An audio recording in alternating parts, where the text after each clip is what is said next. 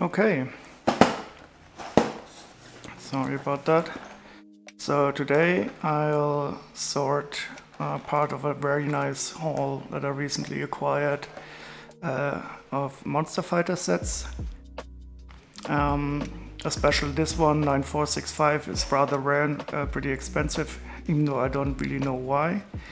It was probably produced least or only available in certain areas.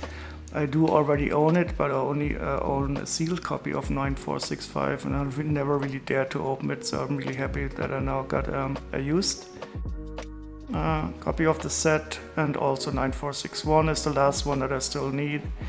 9462 I simply got as part of the haul from a very nice guy.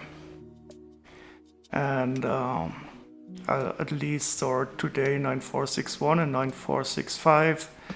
Those are the new sets for my collection, and with that my Monster Fighters collection is going to be complete, and I think I will at some time do a complete build of all the Monster Fighter sets, starting from the smallest one, which is 9461, up to the largest one, which is the Haunted Mansion. Also a very, very uncool set. So I think I'll just get started with the 9461 here, then do the 9465, and depending if I still want to sort more, I might do the 9462 too. And or I will continue building the Heavenly Realms set, where I still have 2 bags left to build. Okay, so let's get started. Oh, there's also another one here, the 9463. I don't know if I'm going to sort that. And I also got a new another copy of the 9466, I think, the Vampire Castle, which is a fantastic set, but I already own that, so I don't know if I'll be sorting that on stream. Okay, so all these sets are in a very good condition. So the seller that sold them to me, he's unfortunately got a horrible disease, a neurological disease, which makes it impossible for him to continue his Lego collection. And he was happy to find another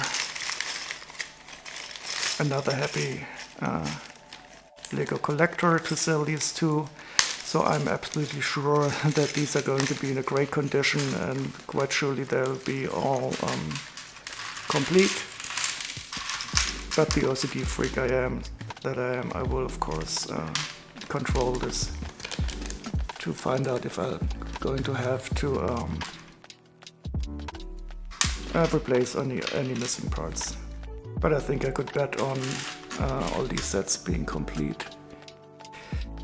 Okay, but first maybe we should choose a nice pattern for the table. The pattern is almost done. So this is the web interface today. So if you want to see a certain pepper, you can scream out in the chat, and otherwise I'll simply select one that I like. Most of these patterns I have not tried yet, that's why they're in a new playlist. As you can see, I still have 393 tracks that I've never played before.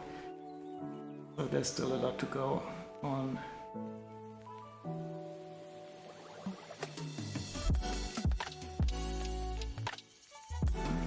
Celtic Knot, no, not. So I'm looking for a pattern that starts in the middle, because currently the sand is a bit more centralized in the middle, and I wanted to spread out to the outside a bit. It's very simplistic.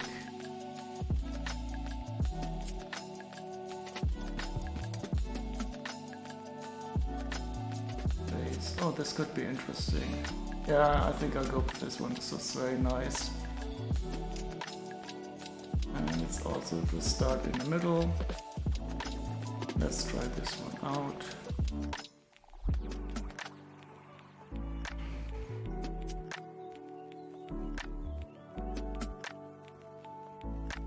And I'll zoom a bit into the center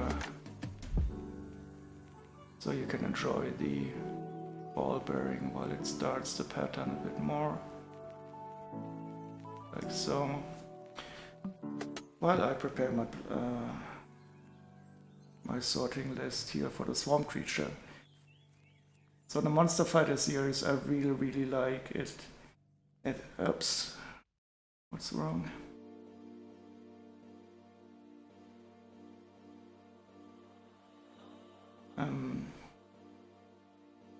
It has this wonderful B-movie, 50s horror movie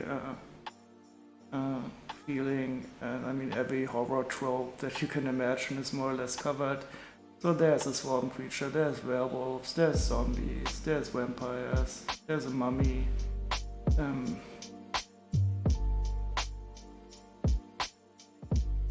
There's ghosts, of course. And it's all displayed in these really nice and corny B-movie style.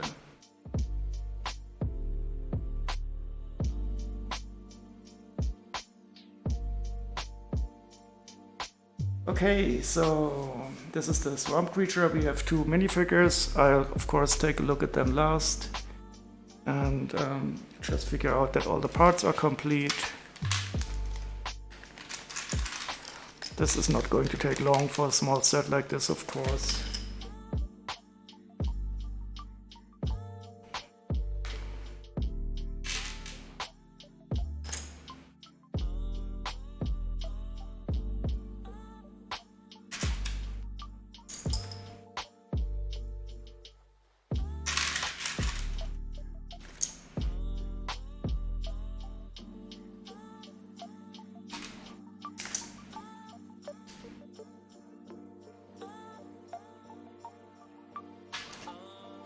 So this is a swamp monster, and the monster fighter, I don't know his name, he has this kind of Florida style motorboat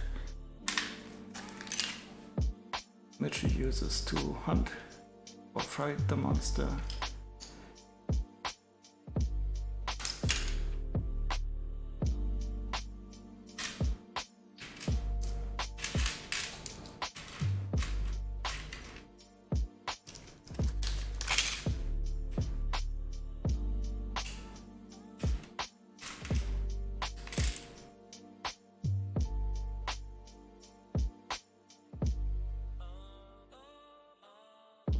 And as you can see, the Sisyphus table, it's starting in the middle to draw the pattern. This is probably going to be a spiral-based pattern, which has some variation in the spiral to produce some nice effects. So I'm going to look forward to seeing how this pattern unfolds. 1, 2, 3.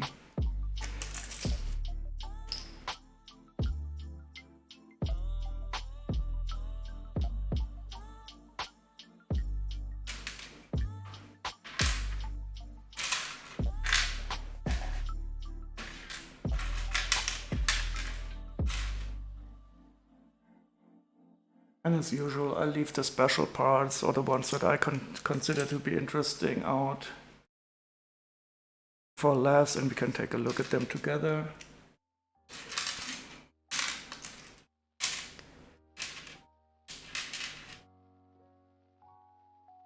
So this bear is interesting. This is not dark brown, but there might be a variation.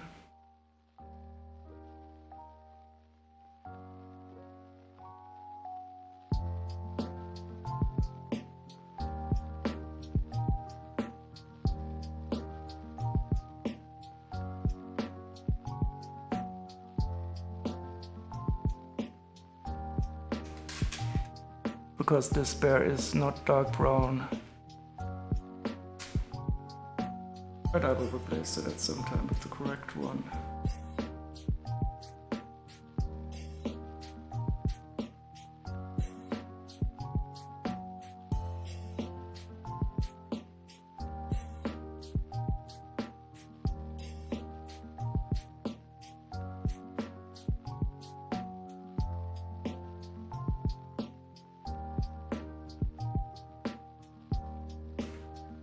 So that would be an extra part.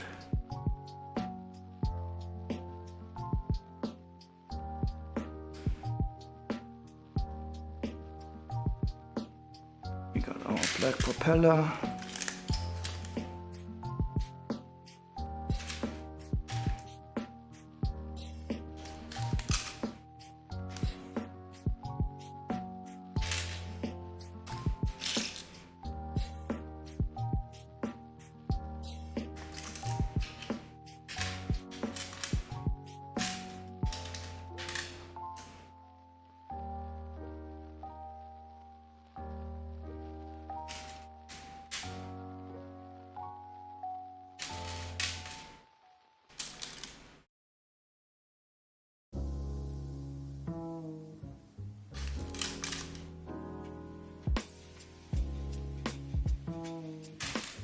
Nice dark red brown, then dark red cones. I'll keep the frog out for later on. And the fish, of course, too. Who doesn't like the fishes?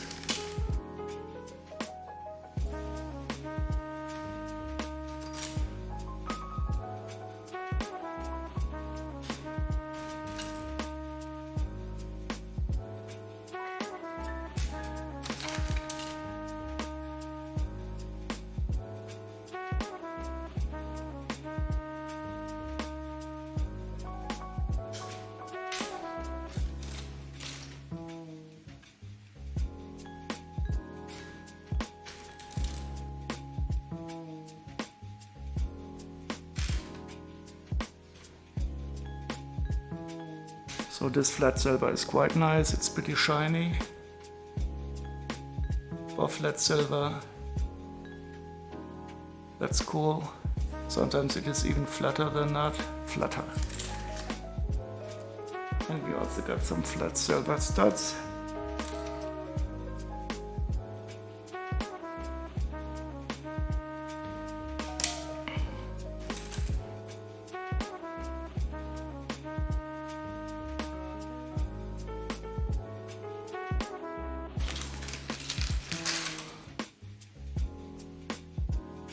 So this set is almost completely complete.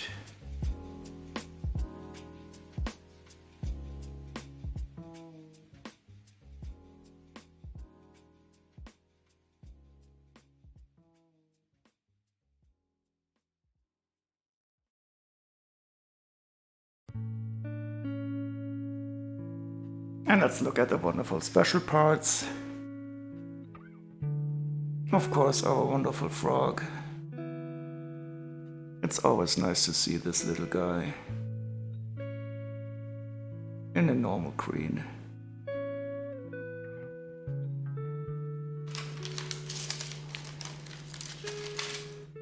We've got our flat silver fish.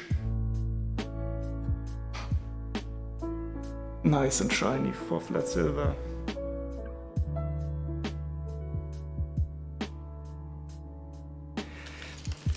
So, and this part is the only one that's not correct. So I don't know if you can see it. It's supposed to be dark brown in this, but this is not dark brown. This is reddish brown. But I will replace it with a dark brown one. I probably have one in my spare parts sets anyway. Now we come to the collectible parts. In many themes, Lego has this idea of some collectible or unique pieces. In Atlantis, it was the Atlantis key. In Ninjago, you have different items that you can collect. And for Monster Fighters, they are these moonstones. And almost every set has one unique moonstone. And I think the Vampire Castle is the one set that contains all of the moonstones. And this is the swamp gas moonstone pattern. Let's take a look how rare it is. I don't think it's very rare. So it did appear in 2 sets, cost about 50 cents. And I was right, so it is in the swamp set that we're currently sorting in and in the Vampire Castle.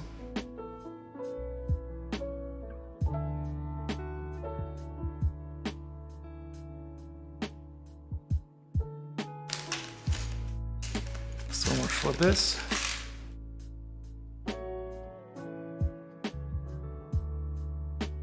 And now let's take a look at the minifigures. First, the boring human guy. Oh, he even has two faces. That's interesting. So that's Frank Rock. He also appeared in two sets. In this set and in the Ghost Train, okay. Because about €2.50 is not very expensive.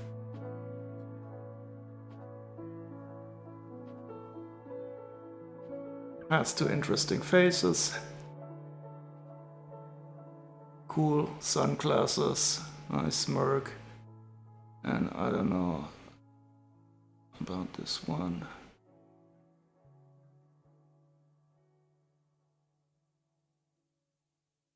I have no idea what the red marks are. Maybe he got bitten in the swamp.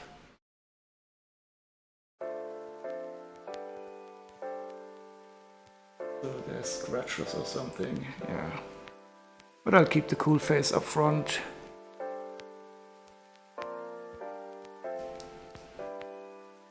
And let's take a look at his legs and torso.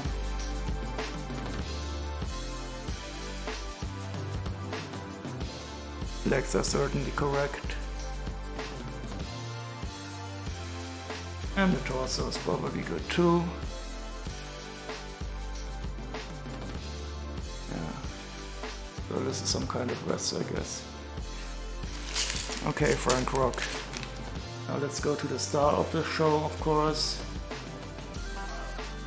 The swamp creature. As usual, the monster is more interesting than the good guy. I'll just assemble him now. And this is the first time I have this one. So this is of course a classic trope of the B-movies, horror movies, a guy living in a swamp.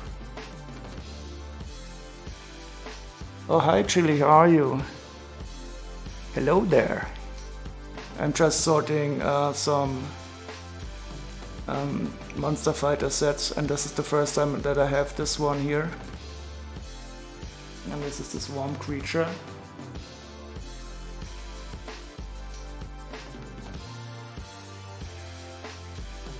He actually costs a bit more. He only appeared in this set. I can't get the hairpiece to separate.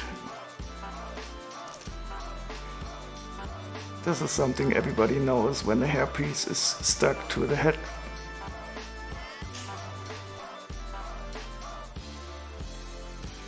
But only one side is interesting anyway. Of this head he has nice big eyes. Yeah, it is a great minifig. I'm really happy that I finally have him. It was the second to last set of those Monster Fighters that I still needed.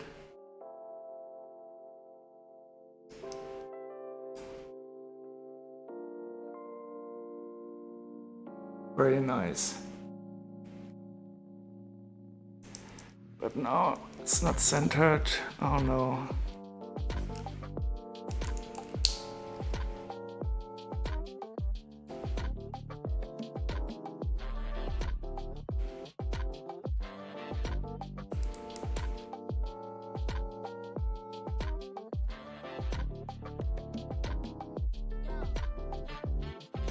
Very cool.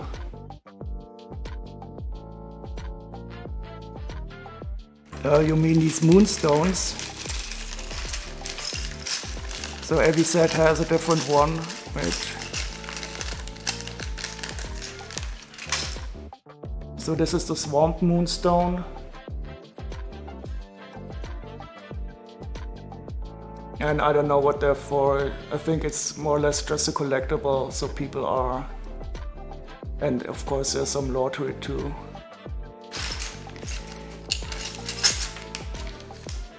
Okay, so this is 9461.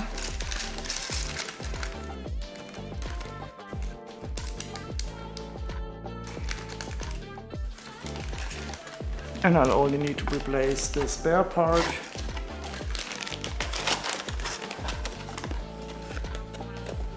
Which will be easy to do.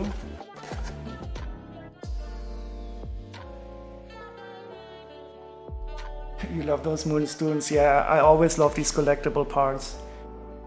Also the one from Atlantis, these Atlantis keys, they are also very beautiful.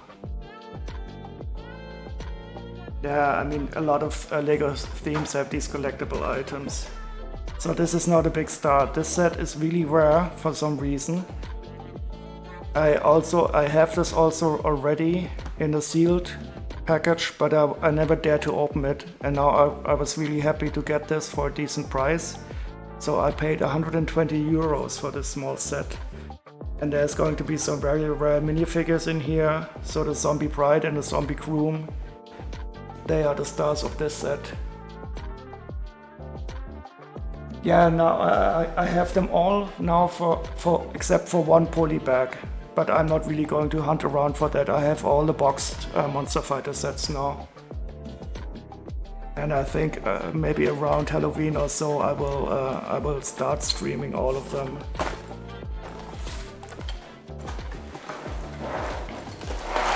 And I also got a really big surprise concerning Monster Fighters, but I cannot reveal that surprise today.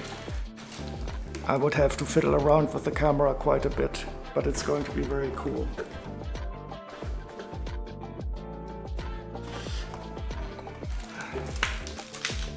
So this is 9465. The instructions are separately packaged in OK state.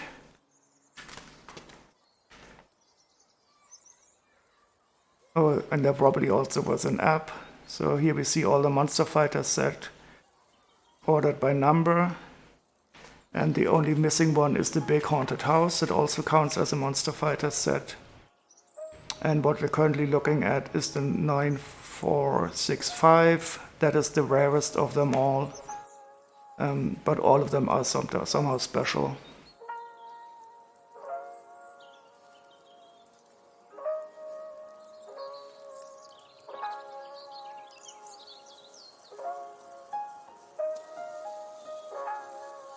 Hi, Bang Arm. Is that how you pronounce your name? Bang Arm? Welcome, I'm just sorting some Monster Fighter sets, but once I'm finished with this set, I'll continue building the Heavenly Realms set. But I was really excited to get this set in a used state now, because it's a bit of a white whale, especially since these two minifigures, the Zombie Groom and the Zombie Bride, are very expensive figures, but we will get to them later on. So I'll just part it out.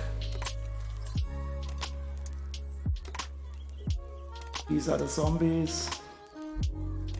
So the average price for this set is 191 euros on Bricklink. That you would have to buy, and I was really lucky. I got it for 120 euros. And I was even more lucky. I got a new one, a sealed box for 175 euros. But I'm not going to open this. Yes, the bride is really special. So I got the other set in a sealed condition for 175 euros on eBay. I think the seller was not very happy.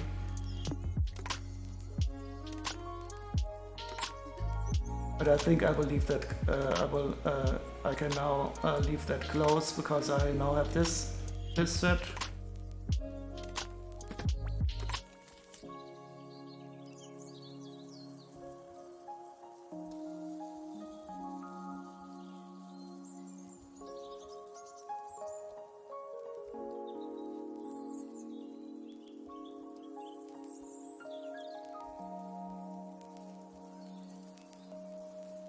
And I will also look at the alternative heads, so I'm not going to exclude them here, just so that we can compare them.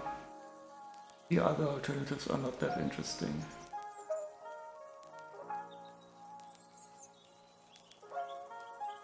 Yeah, dark 10 and 10 is always expensive. So I've got, I'm missing one hairpiece for a Star Trek, Star Wars set. That is a 10 hairpiece, or is it dark 10? And that's also very expensive. One of those strange Star Wars admirals.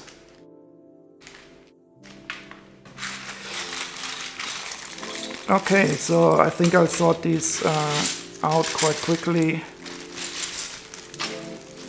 so that we can get to the minifigs as soon as possible.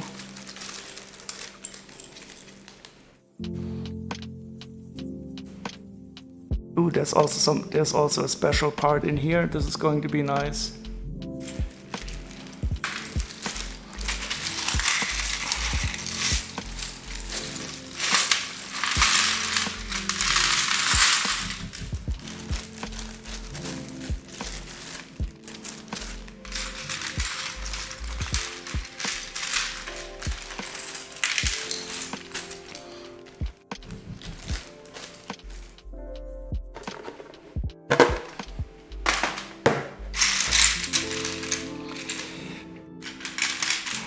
So if anything is wrong with the audio mix, just tell me again, please.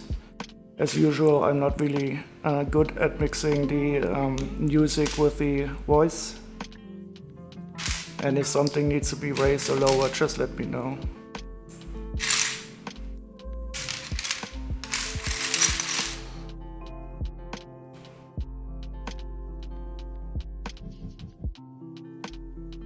And I'll switch back to the other view. Oops. We missed the ball bearing starting the initial drawing.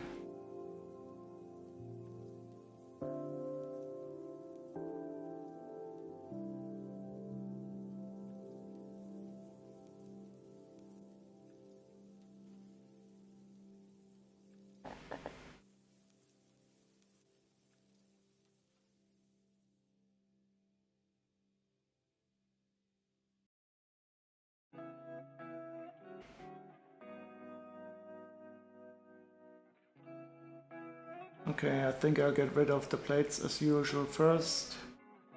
We got two 4x8 dark gray.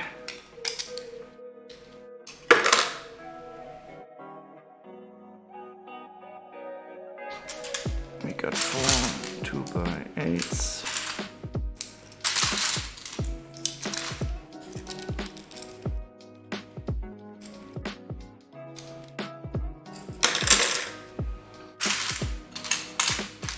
I would really like to know why this set got so expensive, because it is really an outlier in these in this Monster Fighter series.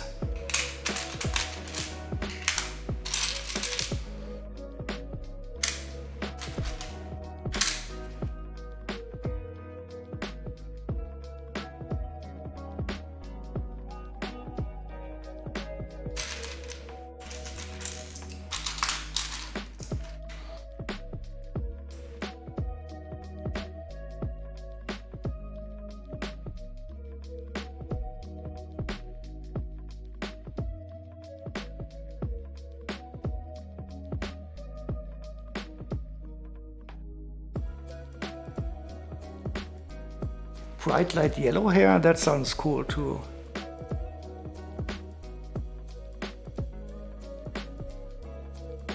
Yeah, zombies. Brains. Maybe I should combine the zombies with the aliens from the alpha. What's it called? Alien Conquest? Or Alien Attack? I totally forgot now what's the name of it is. So that's the 8x8 and we got a 6x6. And a 4x4 in light bluish gray.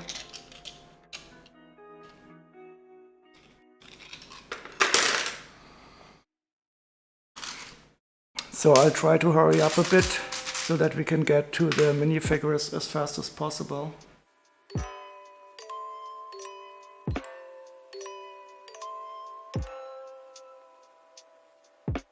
But this isn't a really big set, so we should be quite quick in sorting these out. 4x8. 3 4x6s. Only have 2 here.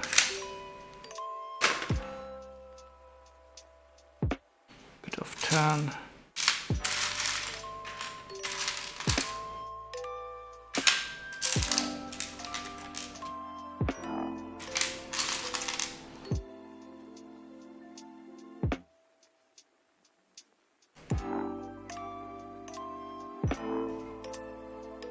Yeah.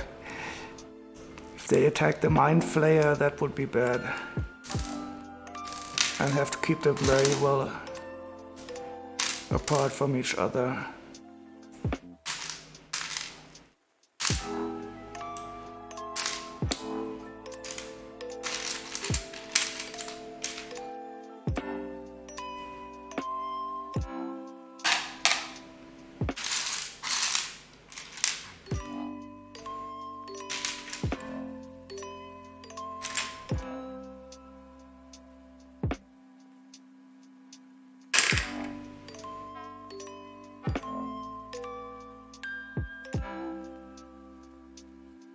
Oh, there's a glow-in-the-dark spider. That is nice. I love glow-in-the-dark. I don't know if I can show it. If I can show it well here, because the ambient light is still rather strong. But I will try to see if we can see the glow-in-the-dark part if I turn off all the other lights.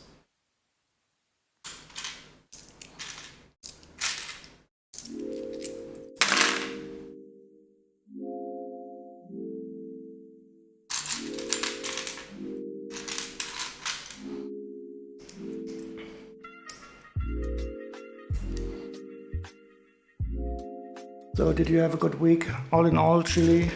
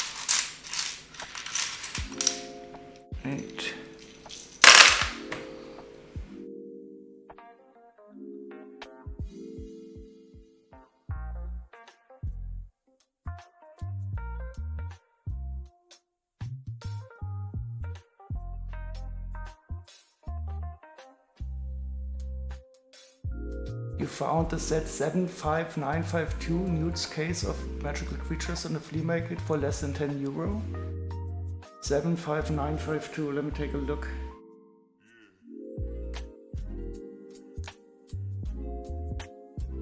$75952 Newt's Case of Magical Creatures. Ooh, what, for less than €10? That is a bargain. Did you get the instructions and box?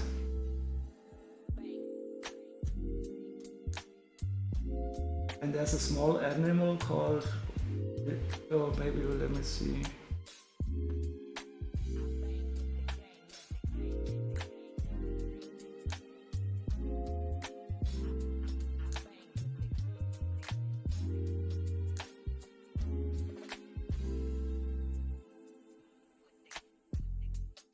Yeah, this one.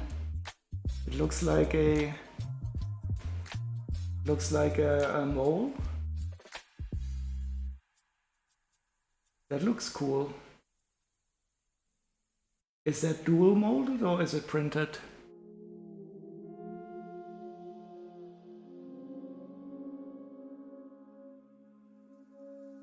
You do not care about boxes? Oh no. Yeah, I wish I wouldn't care about boxes either. So I guess this was the animal that you meant.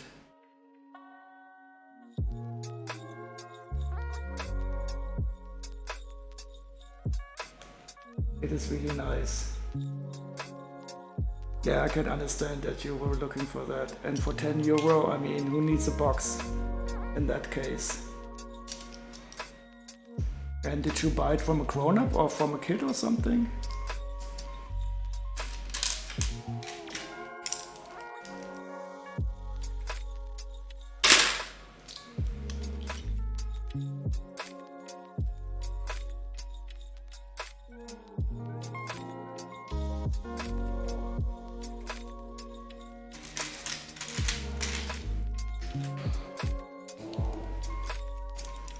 Ah, that's better then.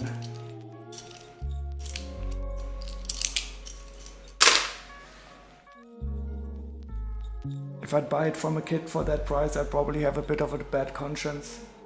But if you buy it from a grown-up, you don't have to have that.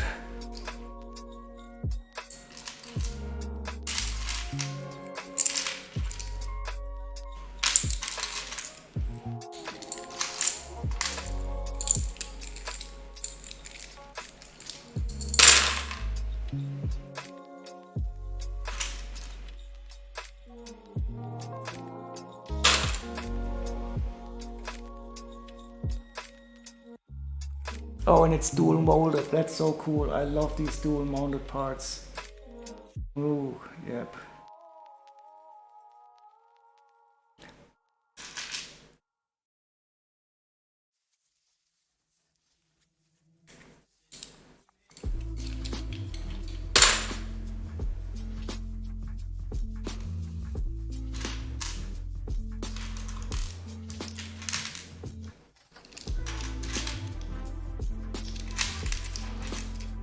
I have never ever bought any Lego at a flea market. But then again, I haven't been at a flea market for quite a while anyway.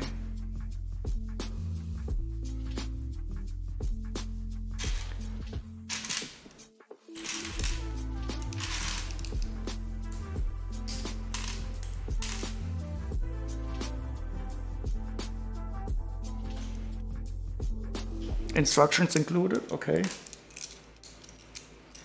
Yeah, I mean, if the important parts are in there, that's all that counts, and I would certainly count that little guy to be one of the important parts.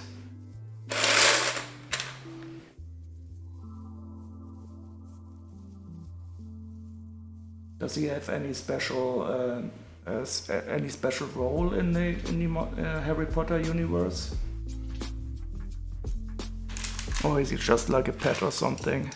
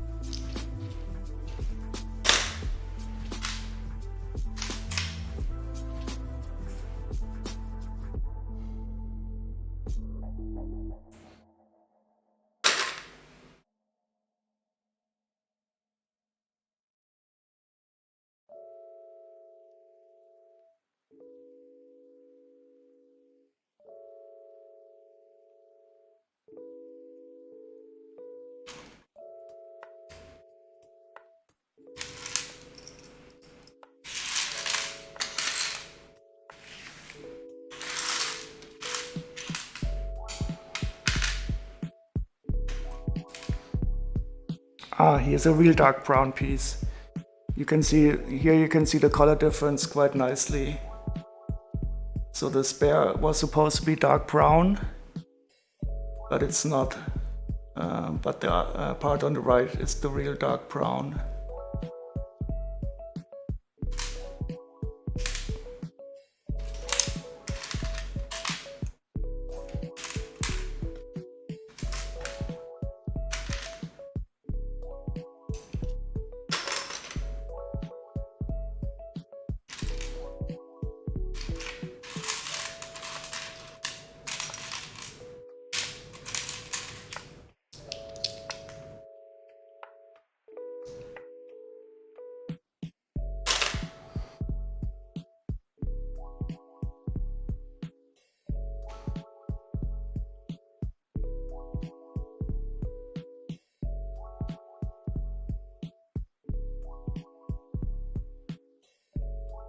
It appears to be from the Aragog set. I don't know anything. I have to. So what was that set number again? 75952.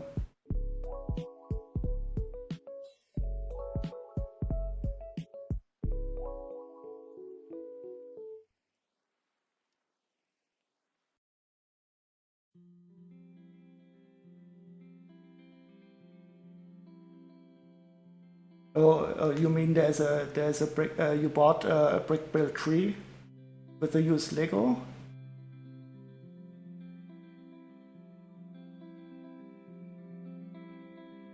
Okay. Oh, Aragog, is that a spider? Wait, let me see. Aragog.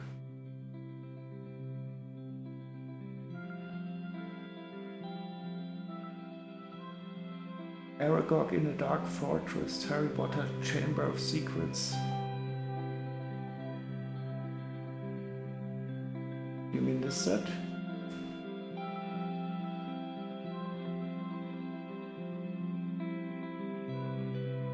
It looks rather old. They still have yellow skin.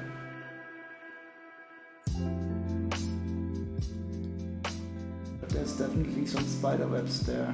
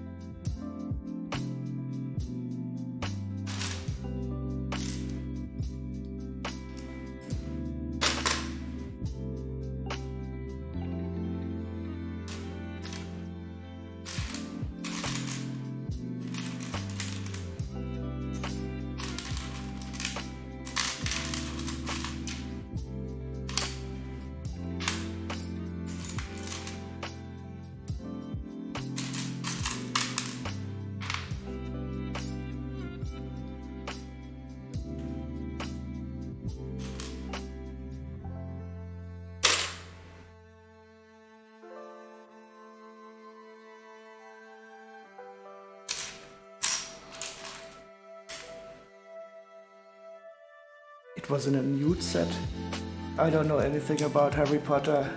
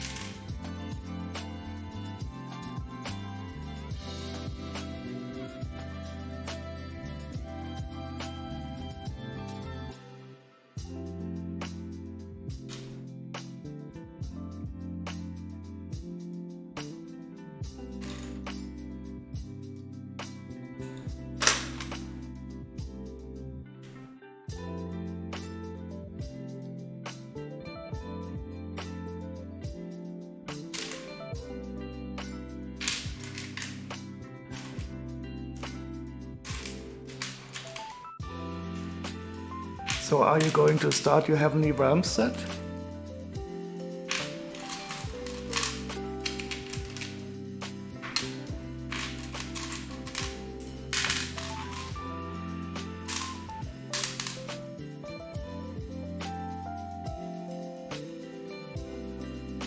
How was my week? Oh, I had a pretty good week, but a lot of work. So we are producing a software, and we are now preparing the next release, and that is always a bit of a crunch time. No, not really crunch time. Of an interesting time, and that happened on Friday, and today I had to check if everything more or less went smoothly, and more or less everything went quite well. So that was good. And now I'm very happy that I can stream some Lego, because that is the perfect relaxation to get your head into a non-working mood.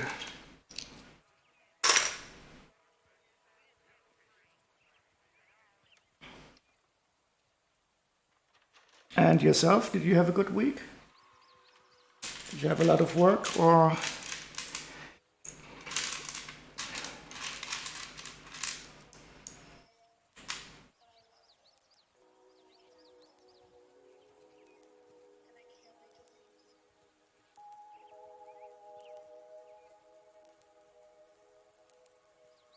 Yeah, the stress is over now, that is true.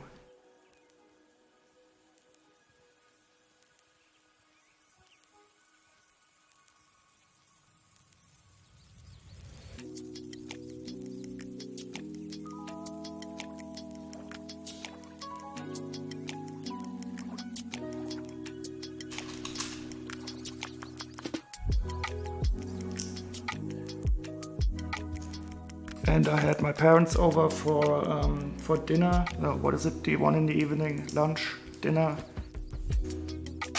That was very nice. It's always good when they visit me.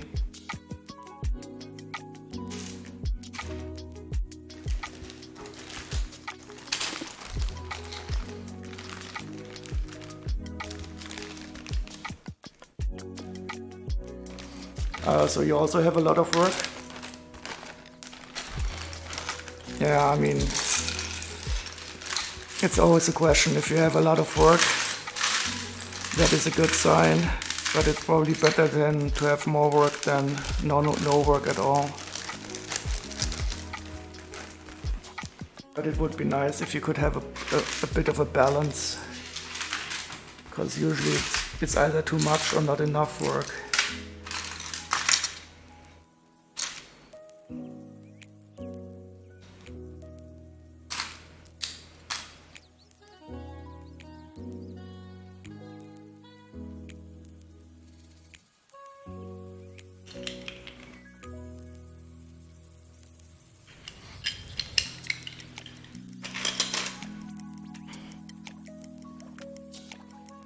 So do you also work in an office, or do you have some real work?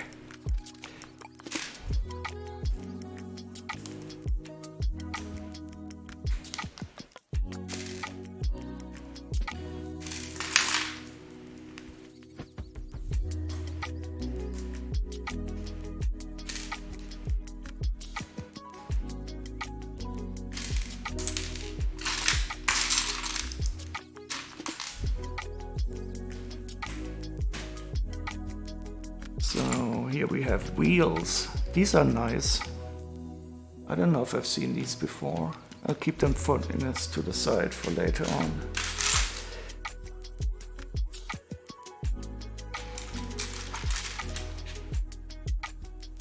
Oh, you're a Java developer. That's nice. I think the last time I programmed in Java was in the university. So I have not really kept up with the development of the language.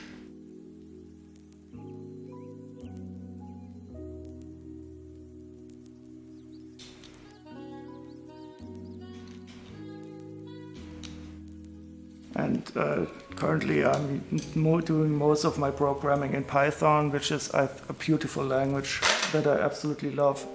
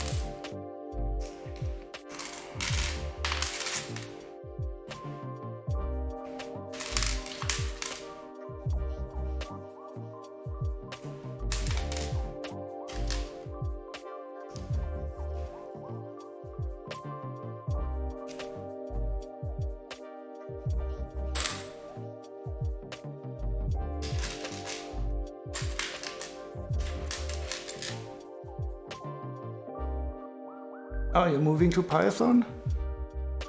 That's where, I mean, your whole software stack or you personally? Because I mean, Java is very much entrenched in the business world for many use cases. And if you have a lot of old software, I don't know if I would replace Java with Python. But for a lot of stuff, Python can be really good. It depends upon what you want to do. But our performance relevant stuff, we do that in C++, of course.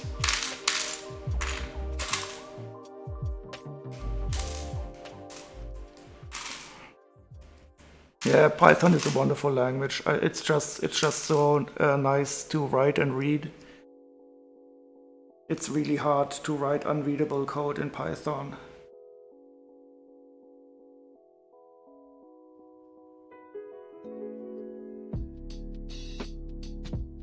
Well, unless you really want to do it, but who wants to write unreadable code?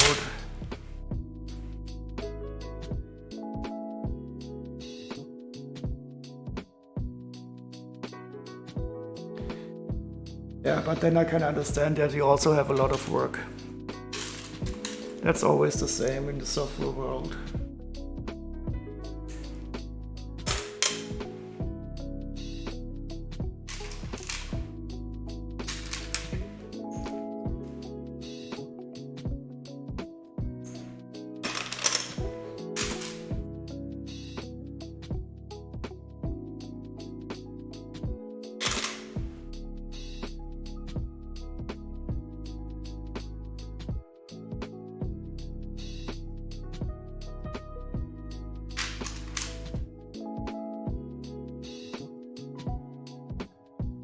Okay, different departments use different languages. Yeah, this is, I mean, you rarely have a choice of language because usually you have some project that is already ongoing and it's rarely that you start something completely from scratch and have totally free choice. But if you intend to replace some existing systems, or if you, I mean, Python is also the perfect glue language if you want to connect different types of systems together, or if you want to replace old systems that were written in Perl, like for administrative purposes. So for system administration, it can also be a wonderful language.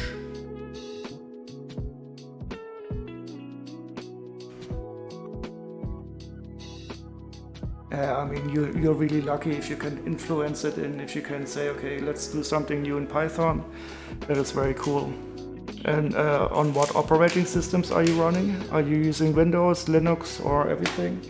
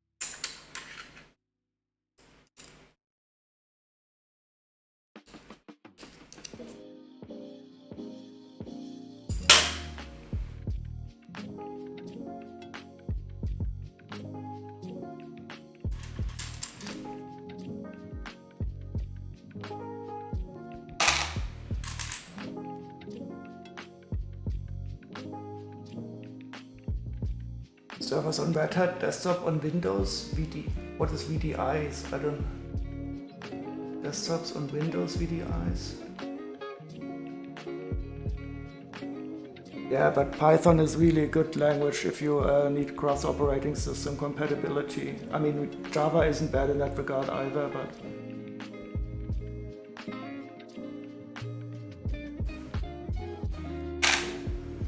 I hope you can go all Python 3 and don't have to support any legacy stuff with Python 2. We're just in the process of kicking out the last remnants of Python 2, and that is a pain.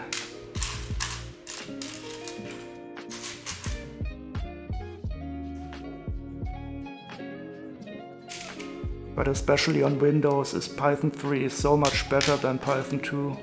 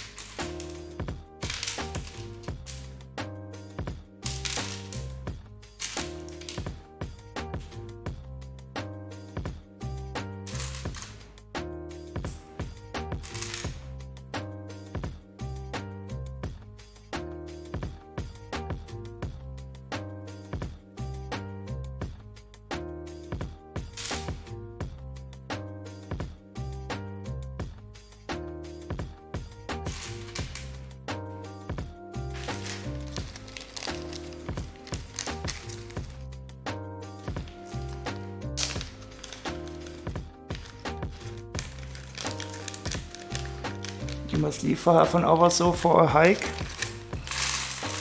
Oh, you're going to the forest again, that's nice.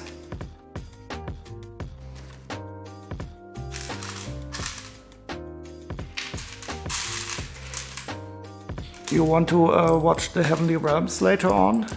Or should I continue building the 8080?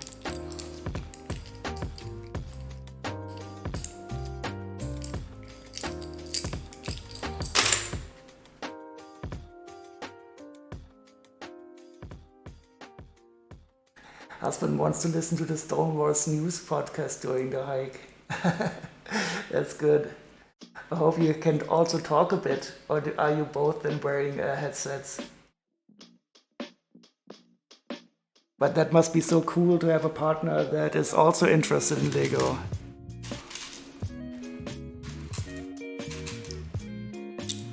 I think that must make for a really good relationship.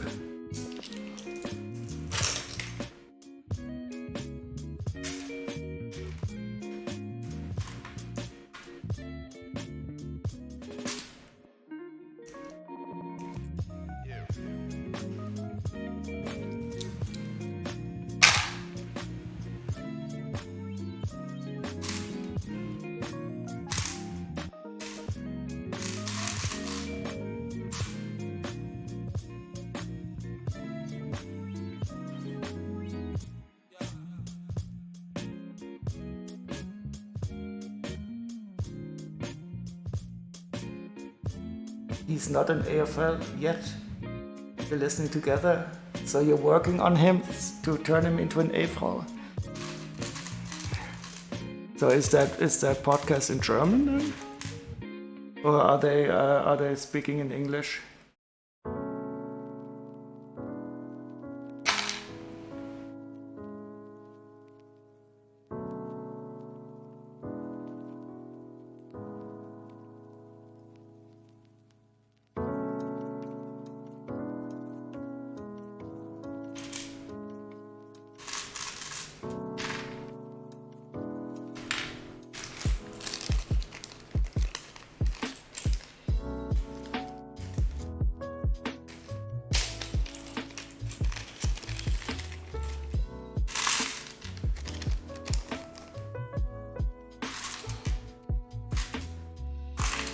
Okay, I'll try a short test with the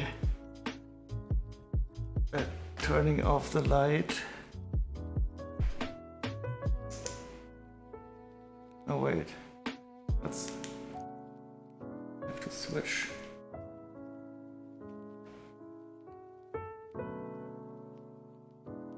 Yeah, take your time.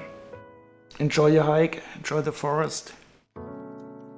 Okay, now, oh, you can only barely see it glowing.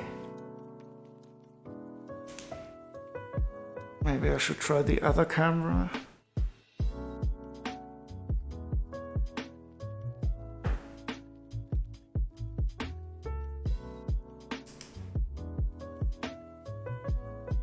Oh, that's a bit better, but I should probably turn off the table.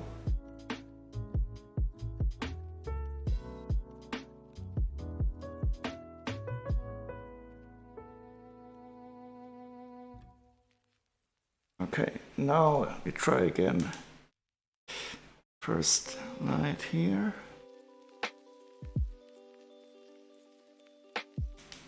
Ah, look at this. Now it works. Haha, cool.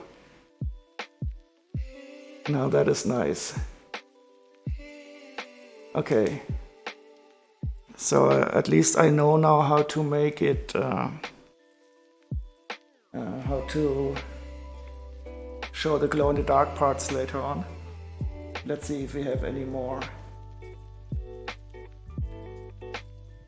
But I think that's going to be the only glow-in-the-dark parts. But in this set there's a glow-in-the-dark mummy. Wait, where's the camera? Wait.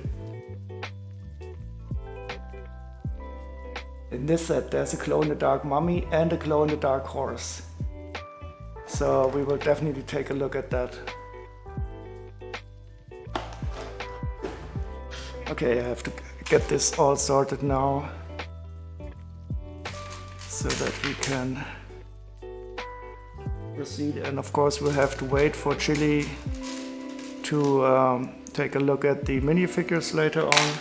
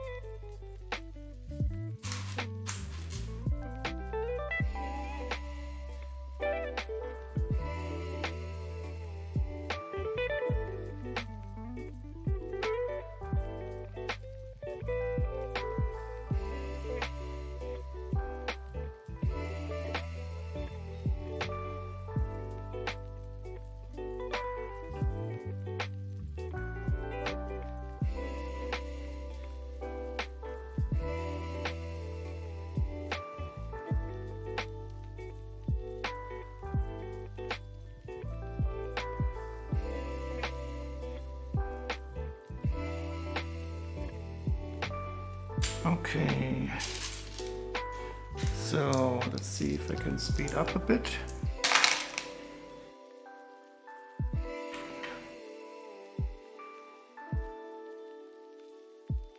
Trans neon green, Roop.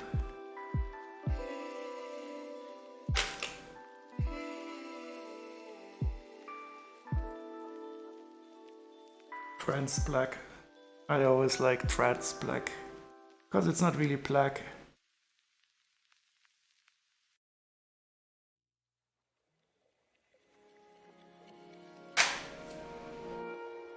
And we got 3 white bones, but they are not glow in the dark.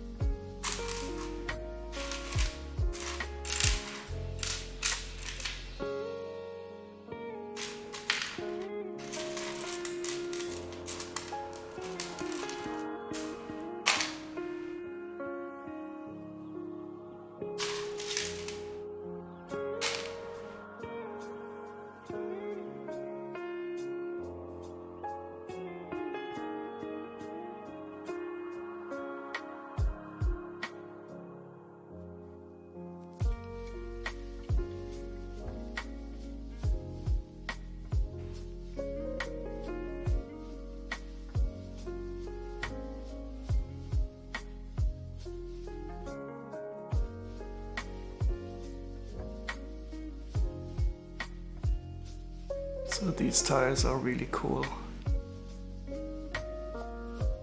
I don't even know what vehicle is being built in this set. I didn't want to get spoiled, I didn't look too closely at it yet. But I'm really looking forward to building this at one time. And we got a pot, a cauldron.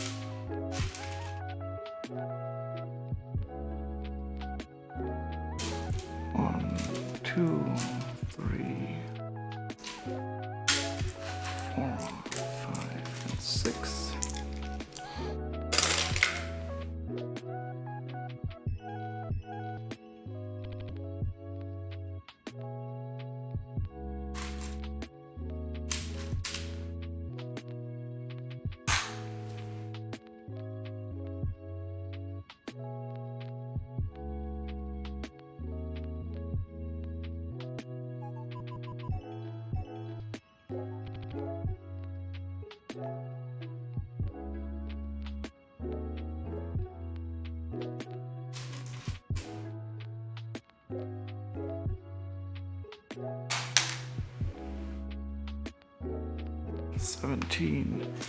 1, 2, 3, 4, 5, 6, 7, 8, 9, 11, 12, 13.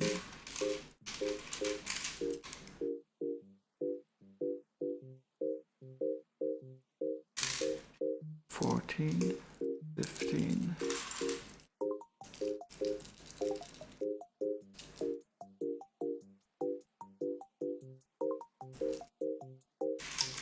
2 more, where are they?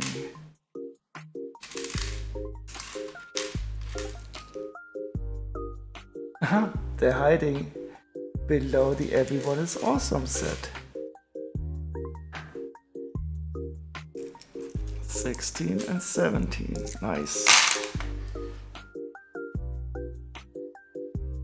Oh, and 15 of these. 1, 3, 4, 5, 7, 8, 9, 10, 11, 12, 13, 14, and 15.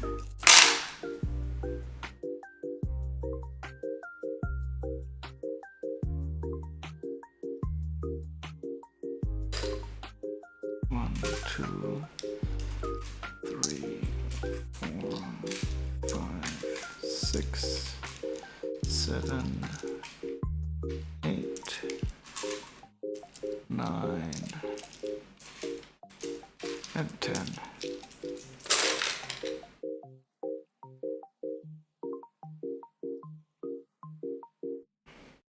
One, 2, 3,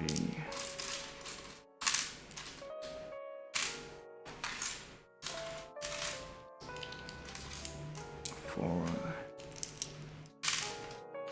5, and 6.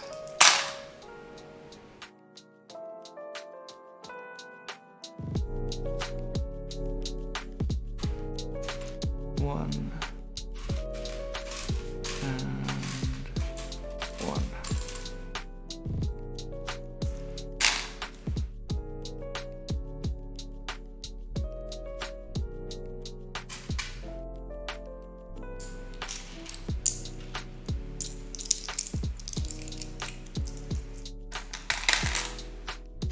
One, 2, 3, 4, 5, 6, 7, 8, 9, and 10. Gotcha.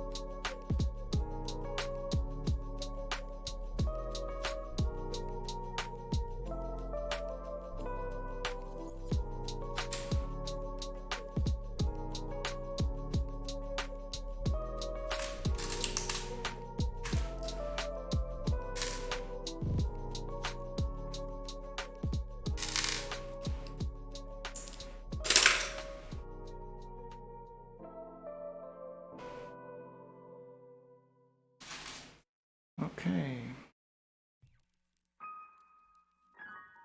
1, 2, and 3.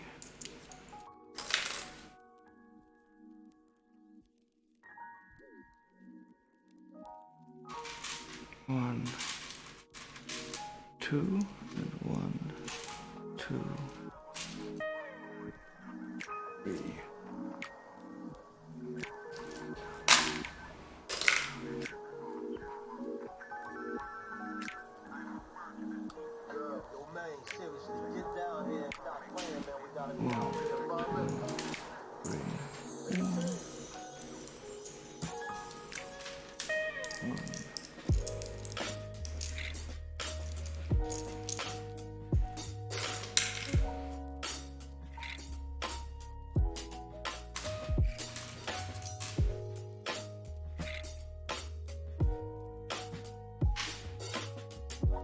10. Okay, 1, 2, 3, 4, 5, 6, 7,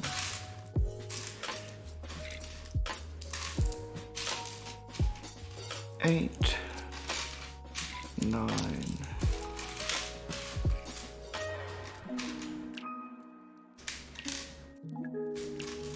and 10.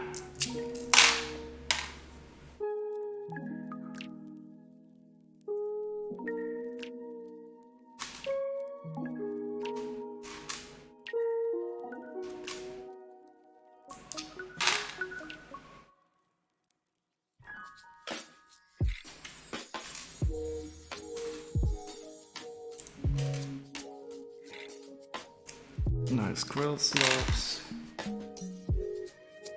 And our road signs. We got 3 of them, and they are not stickered, they are not printed.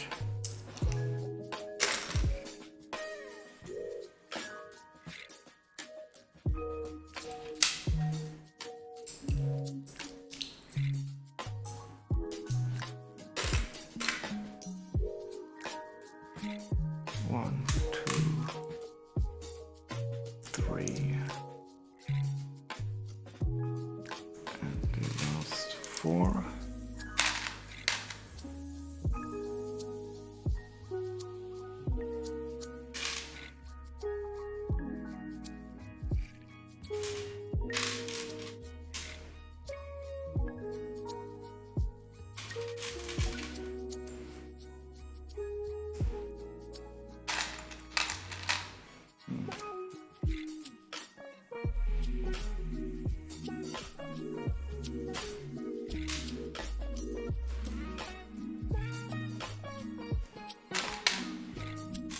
One, 2, 3, 4, and 5.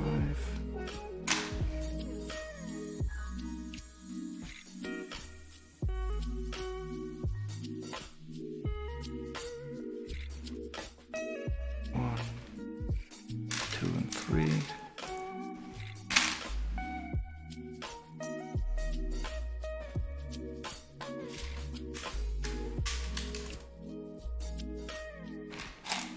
Ah, that's good. I thought we almost missed that part. 1, 2, 3 of our roof points.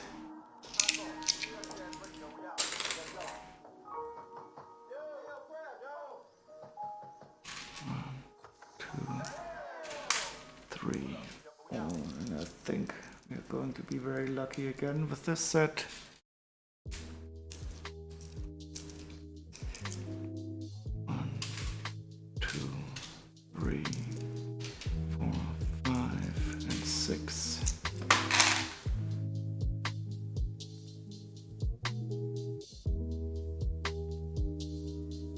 One, 2, 3, and 4. With our little barrels. 2 and 2 in dark bluish gray. And 4 of these axle connectors.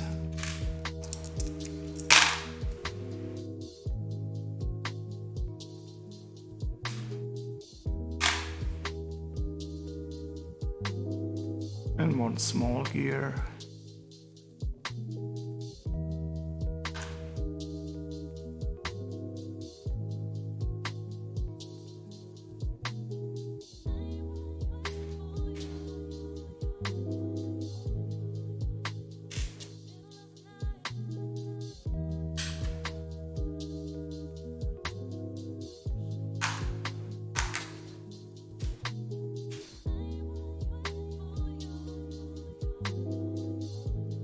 Interesting, maybe the hammer is missing. It doesn't seem to be in any of the bags with the minifigures. Strange story of the missing hammer.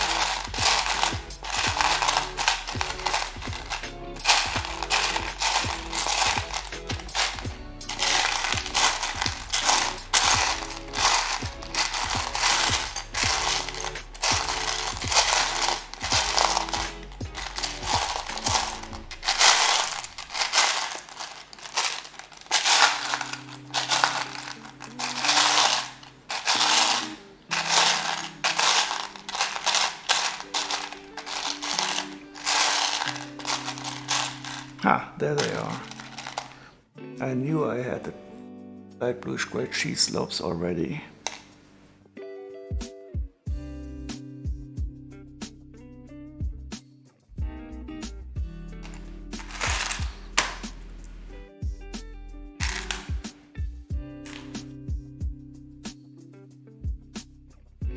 Two, 4, 6, 8, and 10.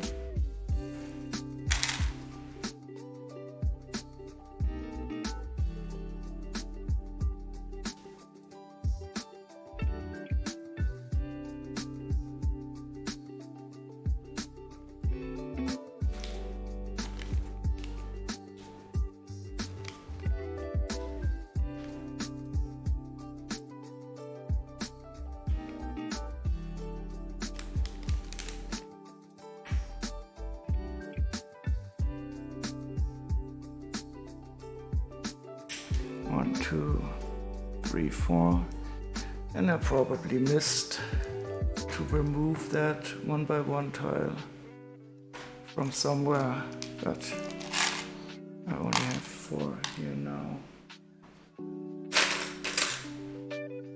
I'm not going to look for it, I'll just replace one.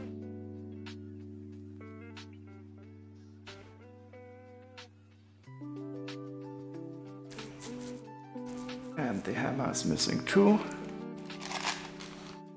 That is okay. I'll just leave these here for later on.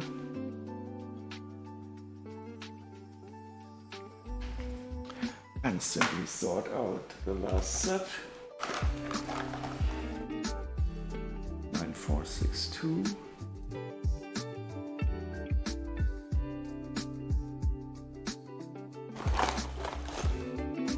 Wait, can this be? Is this still sealed? Holy shit.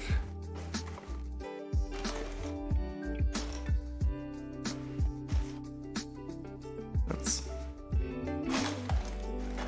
okay.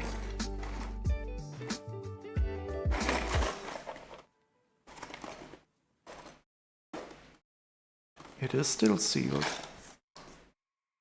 So that's surprising. I didn't even realize that he was selling this as a sealed. It's definitely sealed. Do not see any. Oh, it wasn't opened here. Oh.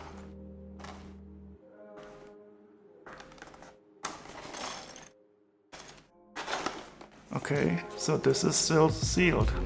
That's cool. Didn't expect that.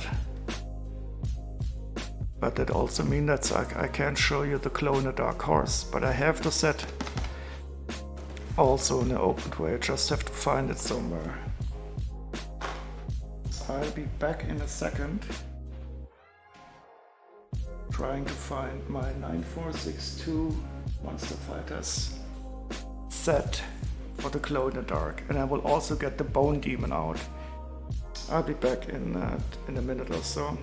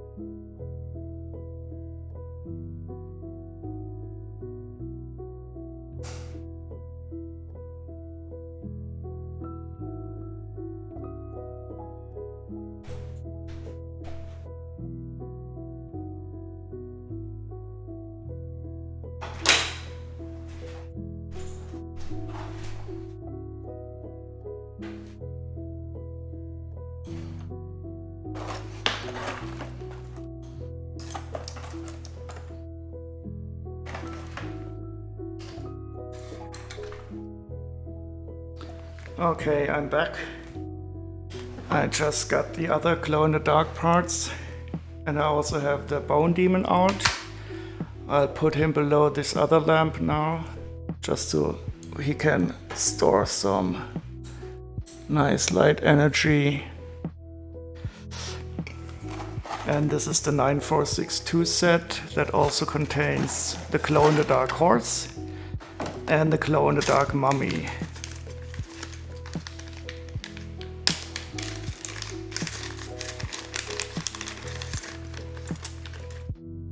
And then we can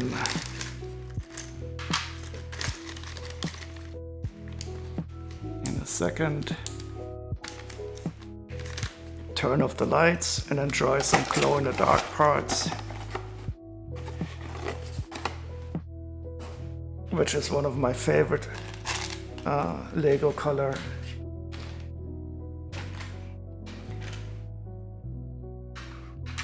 And once we've done that, we can take a closer look at these special minifigures that were included in the 9465 set that I just sorted out. And the reason for coming here is of course this glow-in-the-dark spider, which made me realize we can see the glow-in-the-dark quite well on the camera up top. So this camera here picks up the glow-in-the-dark quite well. And I think I'll try it out now. So let's first switch to that camera. It's this one here. And I'll turn off the table.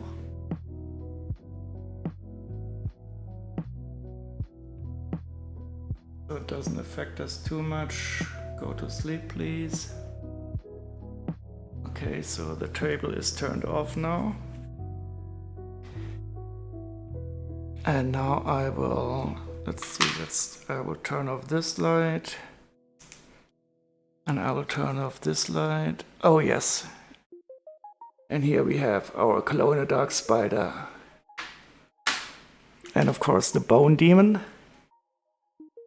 That is one of the coolest sets in the last few days. I mean, this is really cool. He's really glowing well in the dark. And the horse. That is the glow-in-the-dark horse that is part of the Mummy Monster Fighter set.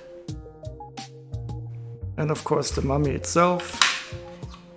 But it's not glowing very much. I think I'll have to hold it a bit into the light. So I'm going to turn on the lights again now.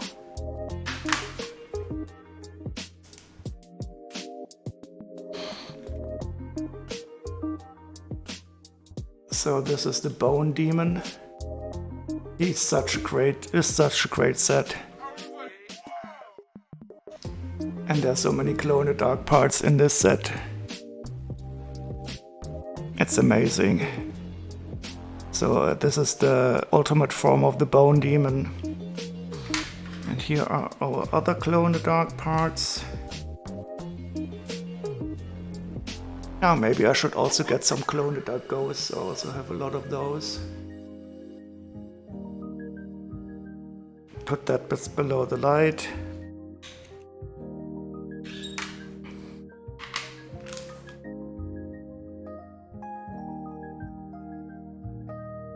And once it has loaded up a bit with the light, we turn off everything again.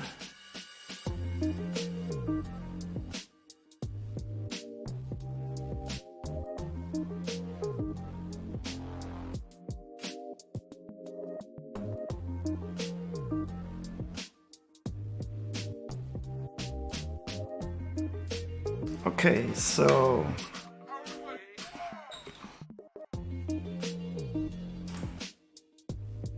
I think I'll turn off the lights again.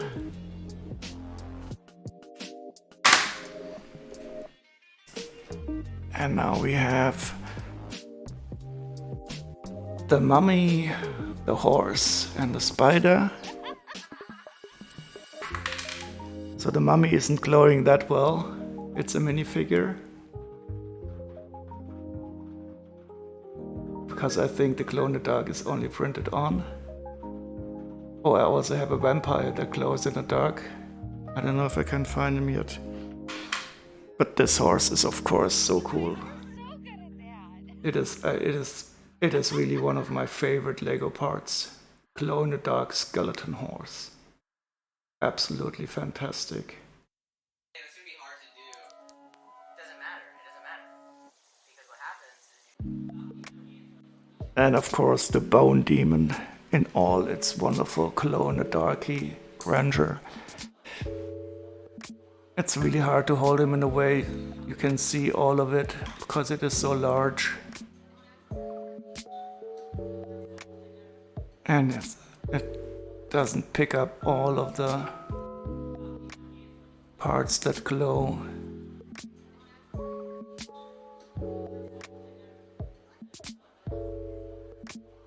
Such a wonderful set. I wish there was also some glow-in-the-dark chains.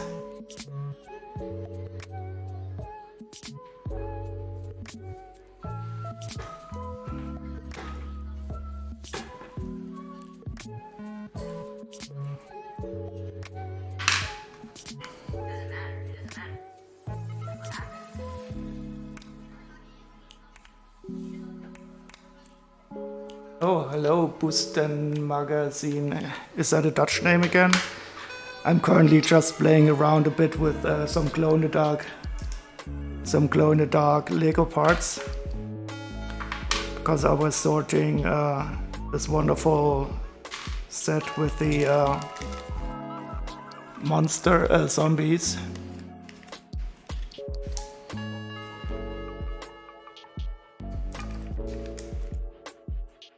Is that a Dutch name? Boston Magazine?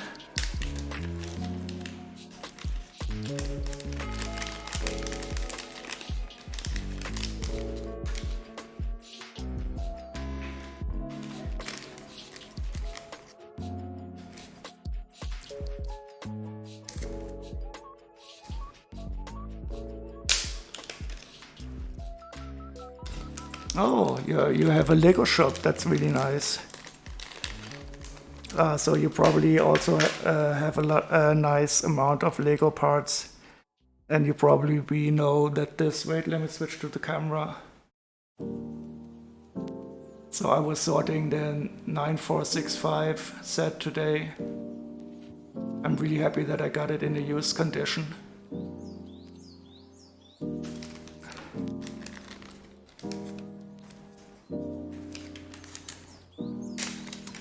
And whenever I find some glow-in-the-dark Lego parts, I just have to play around with the camera. And this camera, thankfully, it picks it up quite nice, and I always love this glow-in-the-dark Lego horse.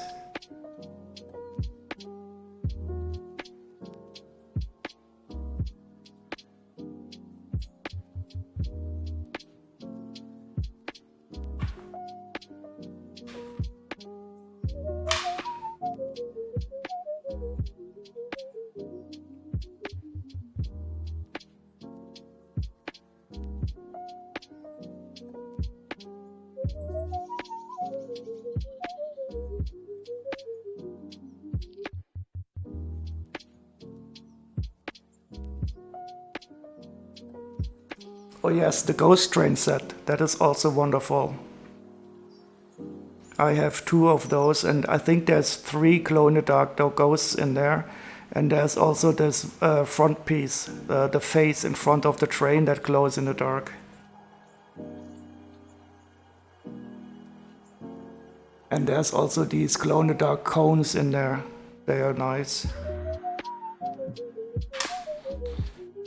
I think I'll get the vampire and the ghost. I think I know where I have those. Yeah, exactly. That dish on the front. That is also a very cool part. I'll be back in a second.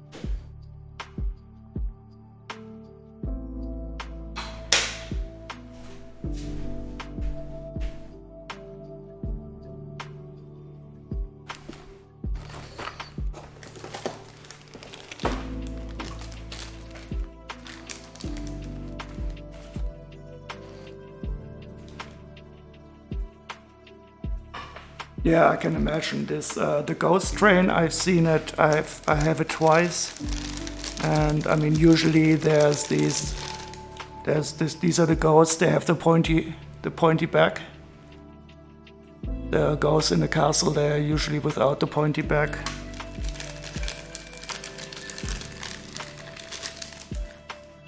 And I think this vampire is also glow in the dark.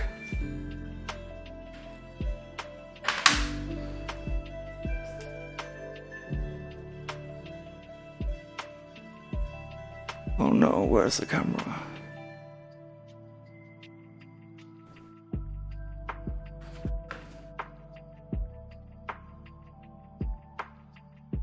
Oh, I have to switch cameras. Oops.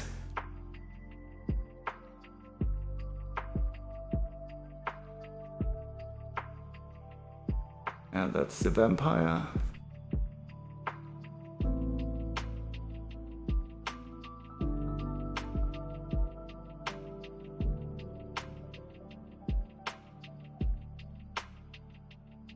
And that's the monster fighter's ghost.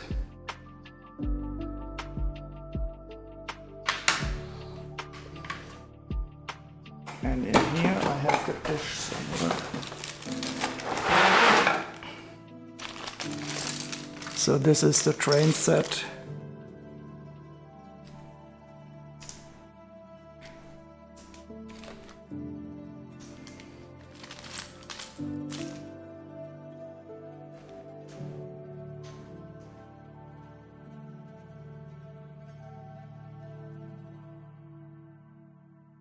You needed 10 of the stormtroopers. Yeah, so I was for quite a long time. I didn't do anything with Lego, but I think about 2 years ago or so, I started again, and it's really gotten me. So now I have, and especially these monster fighters, I really like them.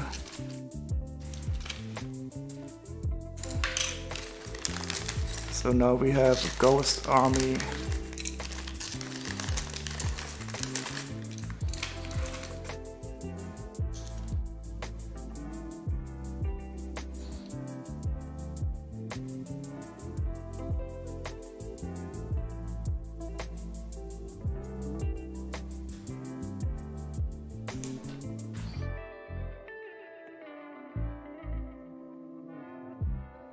And that's the piece from the train, the dish. Oh God.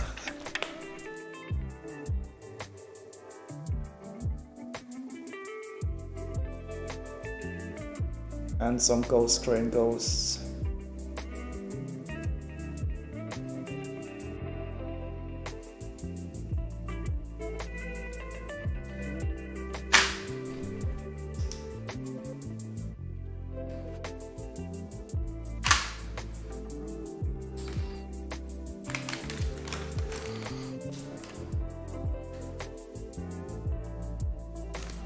Yeah, this is the Bone Demon.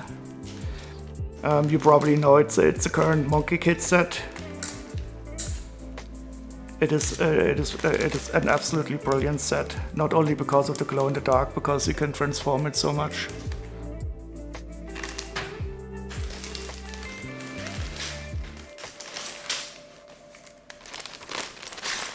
So where is your shop located? Is it located in the Netherlands?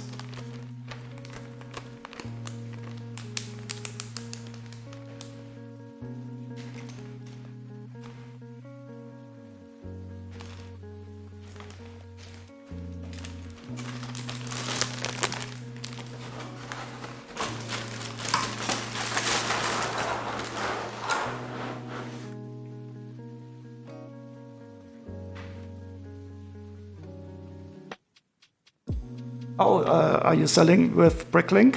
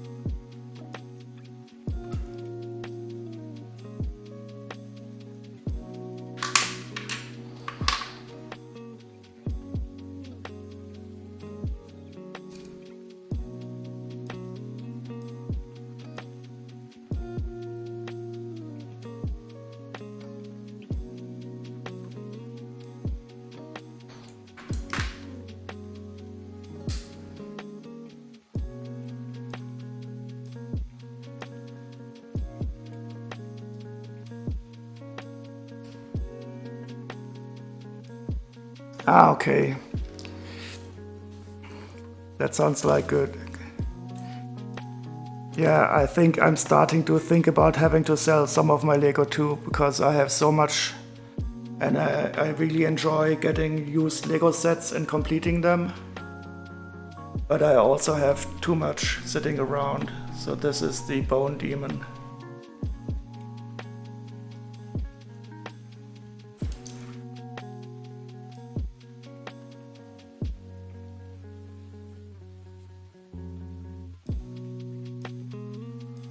That's really nice. And do you have a lot of customers?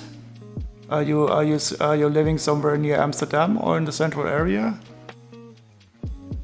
I mean, that's a big advantage of the Netherlands, that your people are probably pretty close always.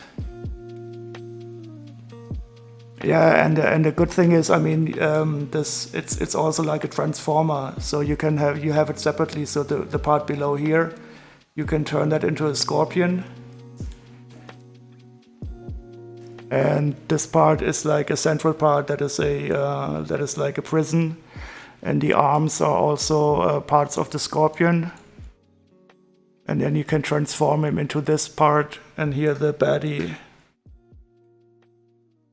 She's also riding in there. It's really nice.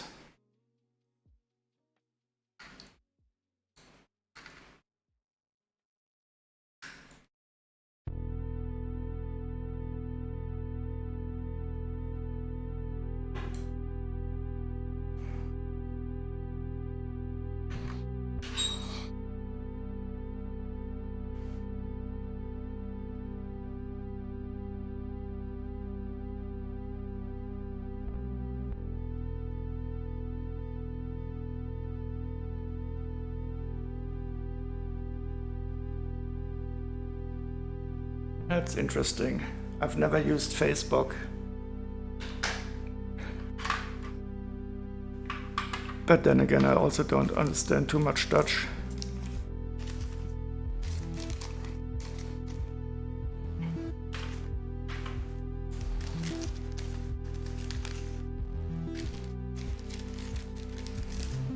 Okay, so one final time to see, maybe we can also see the glow in the dark in this. So this camera doesn't pick it up at all. But the other camera is really good at picking up the glow in the dark.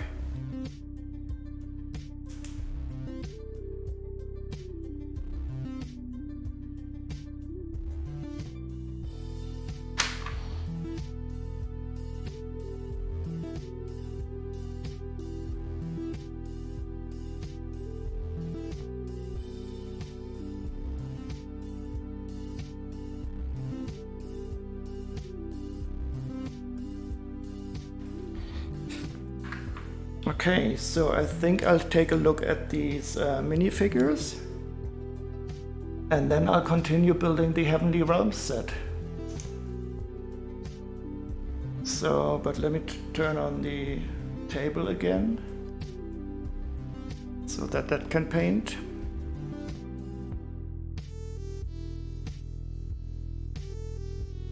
Okay, so where are we?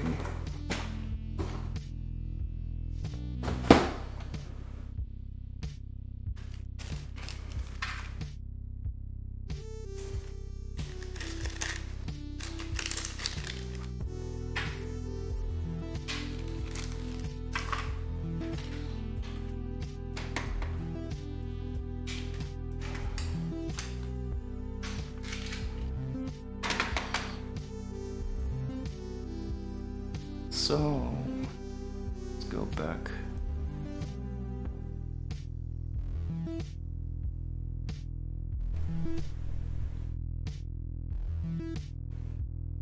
So we have our little bat. I don't think it's too expensive. Yeah, 25 cents. So you see the squid, but you see it quite often. But if you like Lego animals, you will also like this one.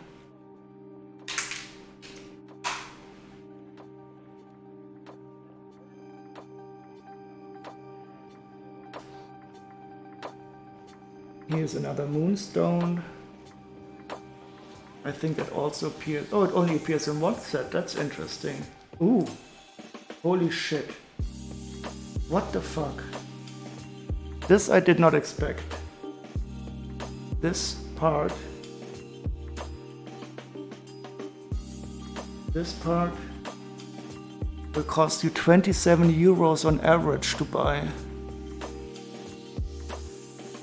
Wow.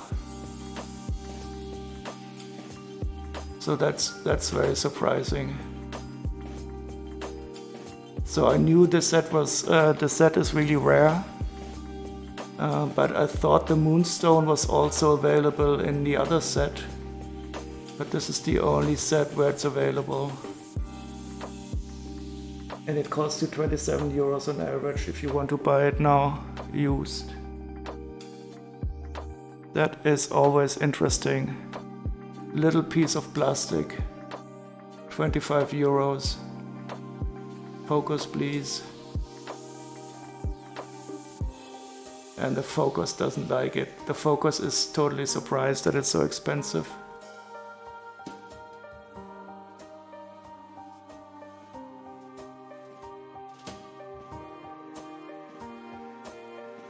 What do you mean? 75222? 75222, sure. Let's see.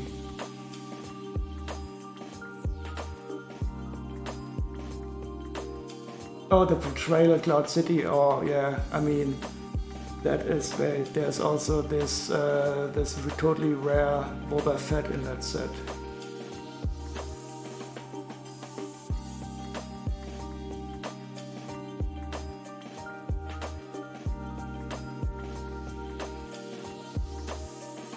Yeah, that is one of those sets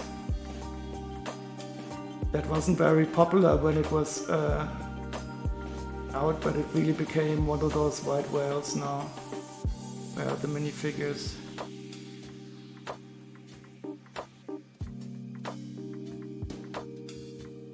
So I think this Boba Fett here, 160 euros. And the Lando too?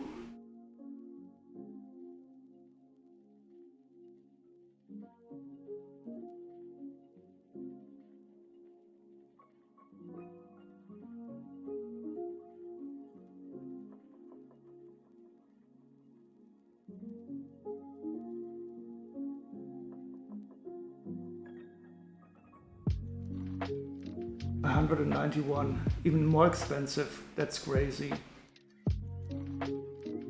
Yeah, you made a good deal for 350 sealed, I think.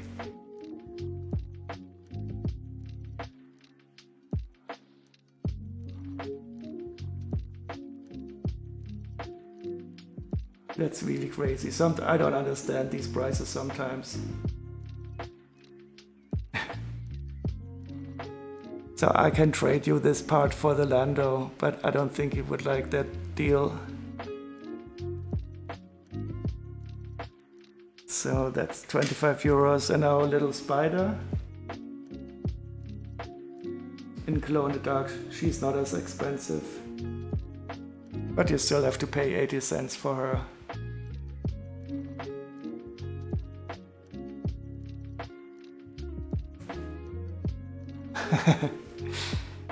So, but let's take a look at these other minifigures. So the Zombie Driver, he's not very rare. He's at least in 3 sets. But you still have to pay €4.50 for him.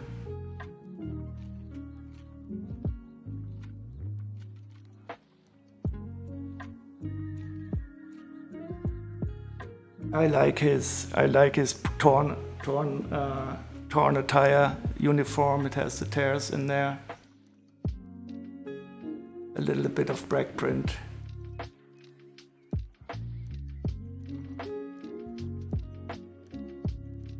You in Star Wars, you own around 1,000 figs, all safe in a cheap supermarket bag. Yeah, I also don't store my minifigures very well.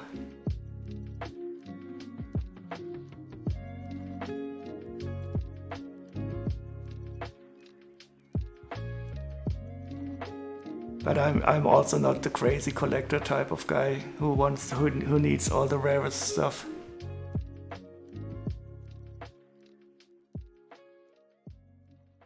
So that's the zombie driver. And I think, oh, where's Jack Mchammer? He's missing. That's interesting. Didn't expect that. But I don't think he's very interesting anyway.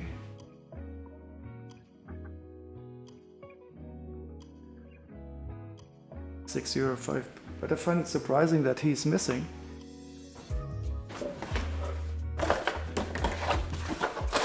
Ah, he's not. Ah, and that's also where the hammer is.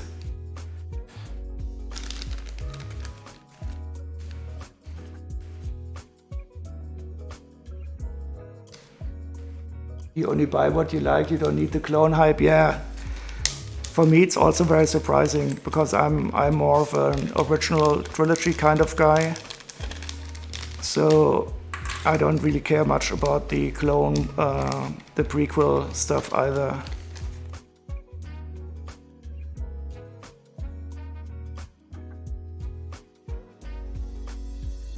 So that's the hammer.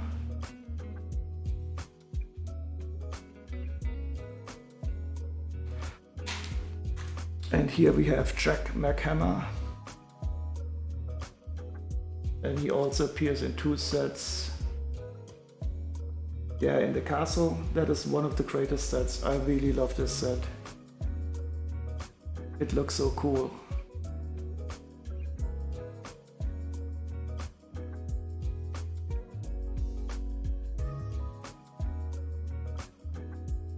And he also, of course, has a great arm.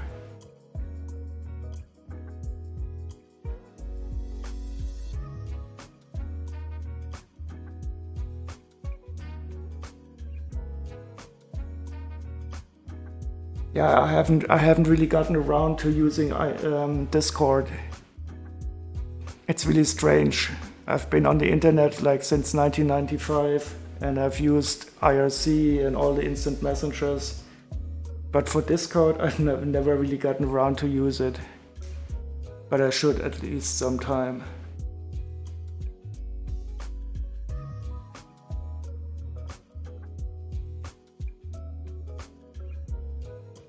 I really like the arm. It's always nice to see specially molded arms.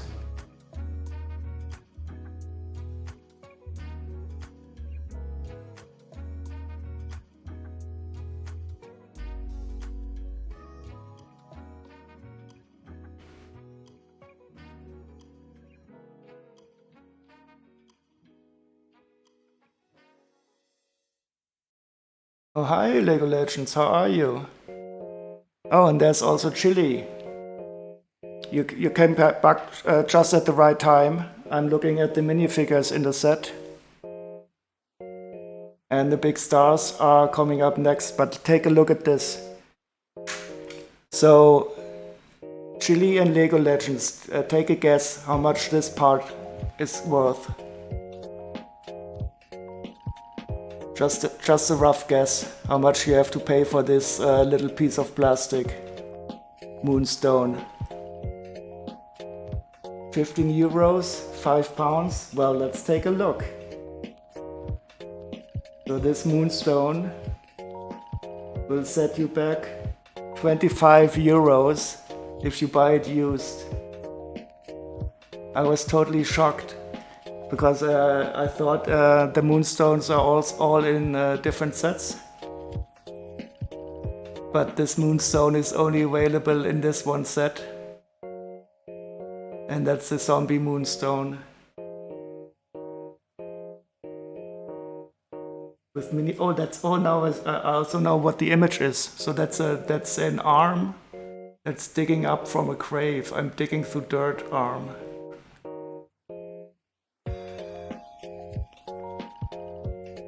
Yeah, I almost fell off my chair, even though I'm sitting on the sofa, so it's not really a chair. When I saw this, 25 euros. Also a high step on it value, that's right, especially if you crack it. So I think you could probably safely step on it, but if you're really using a hammer to step on it, yeah, you could. Maybe I should start wearing white cotton gloves when handling this. But now we're getting to the real good stuff. So the zombie driver, he's not that very special. He's in 2 or 3 sets. This guy you already saw. But now let's take a look at the zombie groom. So you pay 17 euros for this guy.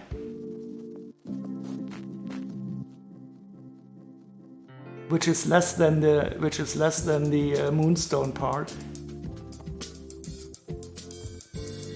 Yeah, I think he had a rough wedding night already. I mean, look at it. Look at how the pride tore through his clothes.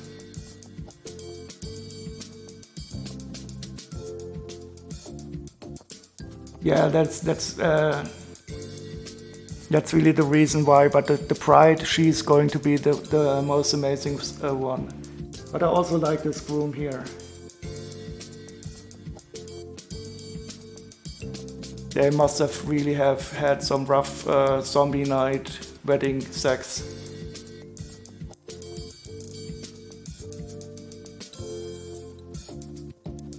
Focus, please.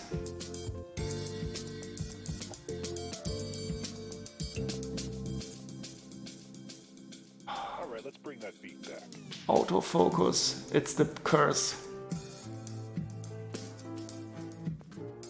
I will definitely get a new camera that has really great autofocus. But let's go and look at the bride, because she's going to be really cool. The zombie bride. I was looking quite a while. And she is worth 65 euros used.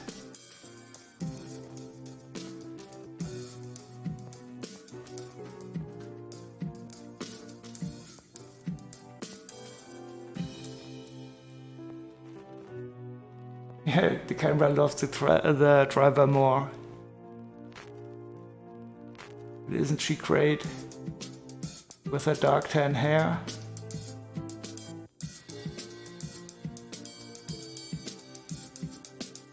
And the funny thing is, I also have the whole set in a sealed box, but I'm not going to open it.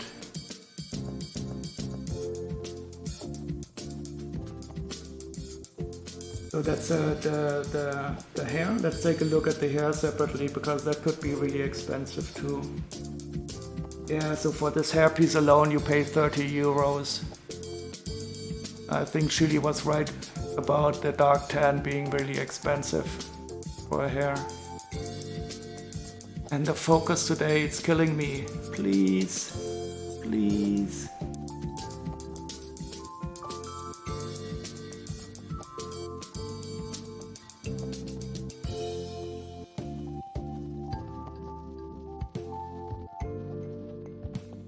Let's see if she has... Oh, she has 2.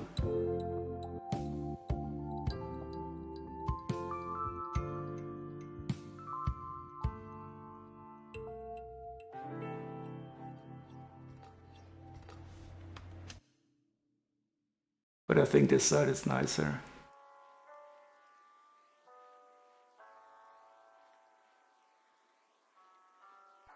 Yeah. So I'm really happy that I finally have the set now in an open version, because I was really looking forward for this bride. She's really cool.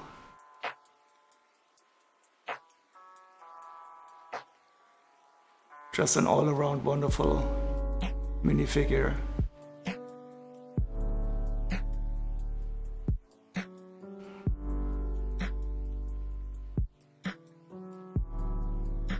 So here they are, the happy couple. And I'm also really looking forward for building the set.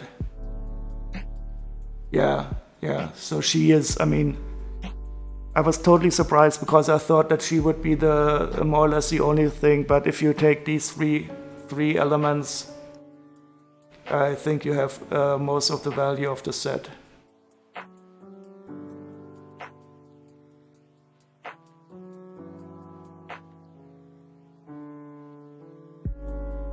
and you also really rarely see it on the used market.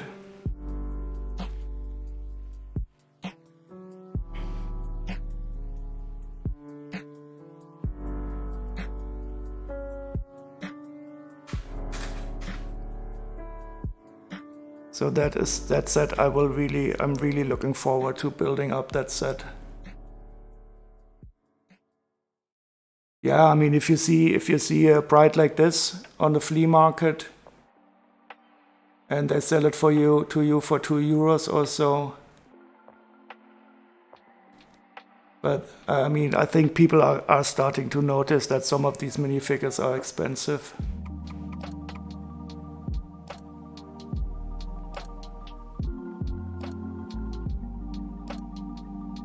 Yeah, I mean, the build in the set is also quite interesting. But I will build it up sometime. So there's like a tomb for the zombie brides, and in the tomb you have the moonstone that you can dig out, and there's also this car for the good guy, and he has a hammer on the side, and it probably moves with the car or something. But of course the zombie queen, the zombie bride, she's the special thing about it. And it probably has an action feature where you can pop out the minifigures out of the tomb.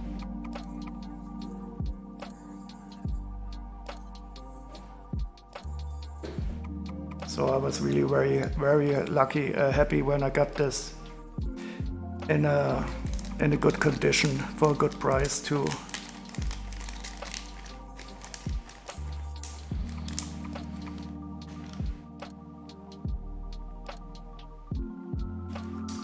I get them. So no, I don't have any Lego Pirates of the Caribbean sets. I wish, but they are rarely. You can rarely buy them used, and I'm too cheap to buy them from scalpers. But some of them are really nice.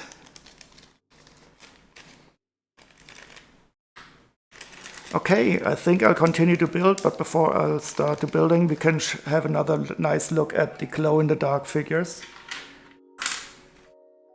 I'll switch the camera.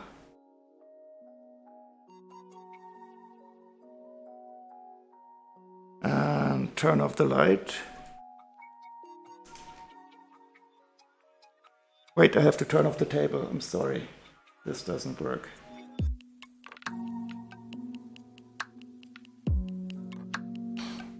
So here we have again our wonderful glow-in-the-dark skeleton horse, Lego skeleton horse. That is such a cool part. It comes in a mummy set.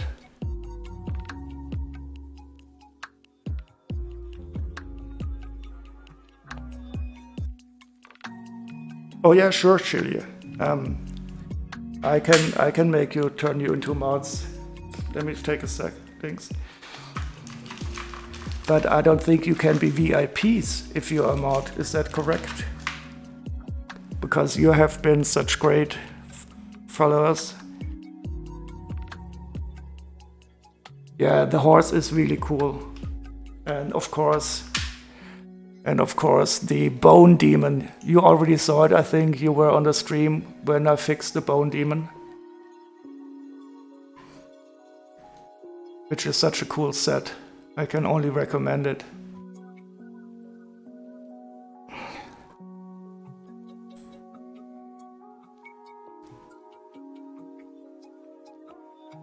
Okay, so let me turn on the light again.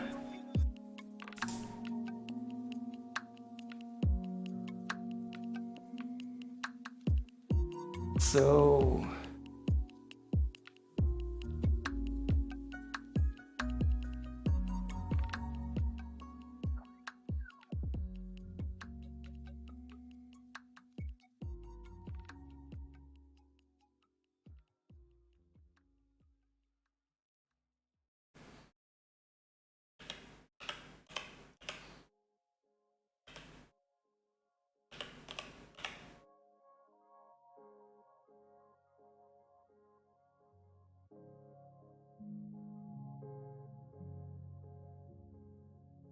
So how many Lego Legends are there? This is strange. There are more than one Lego Legends around. I have to make sure I catch the right one.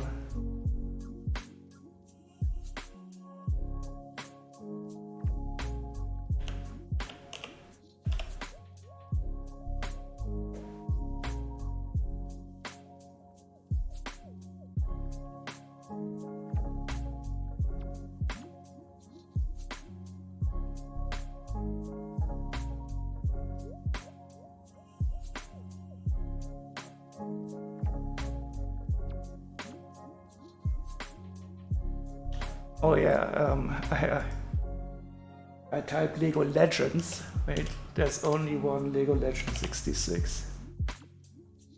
Yeah, I can see you. And you are now moderator. And now we can try to do this. Chili.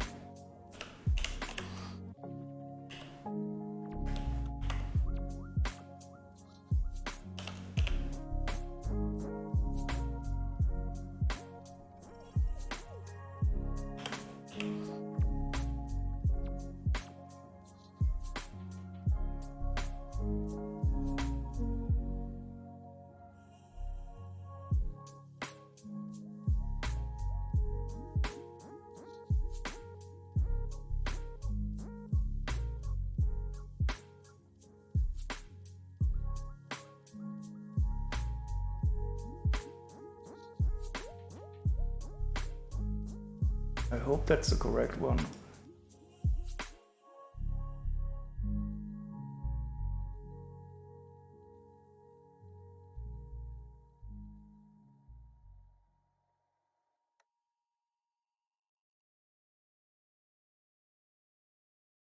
So can you try to see if this worked with the moderator system? Is that the sword icon now, or how can we see it?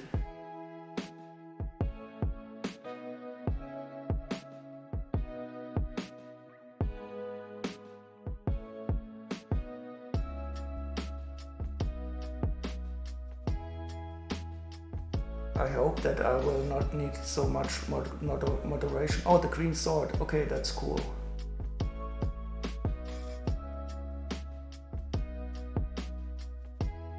Yeah, I hope it won't be necessary to do a lot of moderation.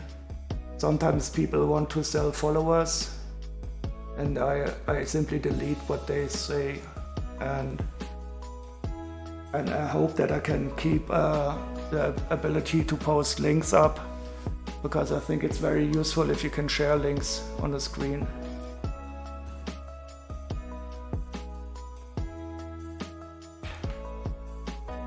But it's really nice that you offered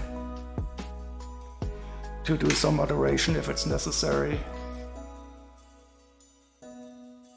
And I didn't realize that I have 50 followers now.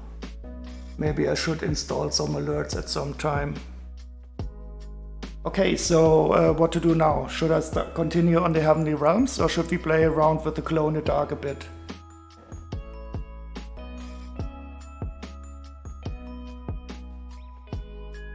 Oh yeah, I'm quite sure that you will be very good mods.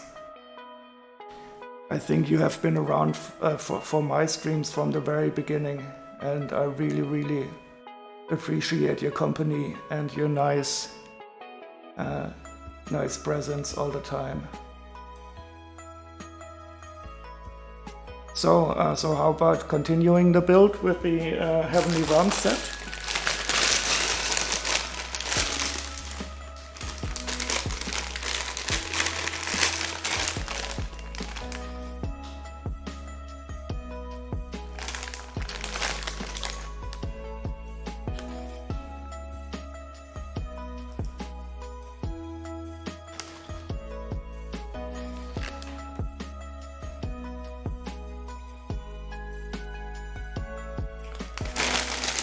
So it's really small bag.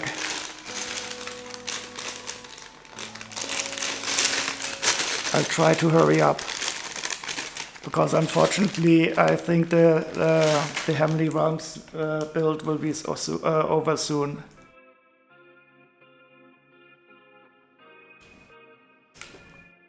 Okay, so I will make a bit of room. Yeah, it's really small. Wait, so I will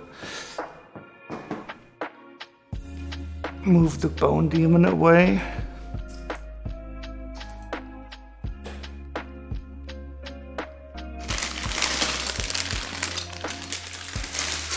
And while we're at it, we might as well also start a new pattern on the table.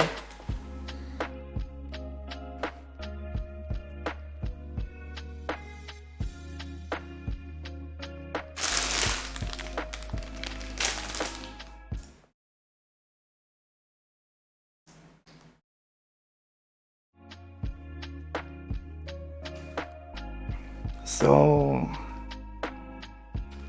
I think I'll simply choose a pattern now, so that Chili doesn't have to wait too long.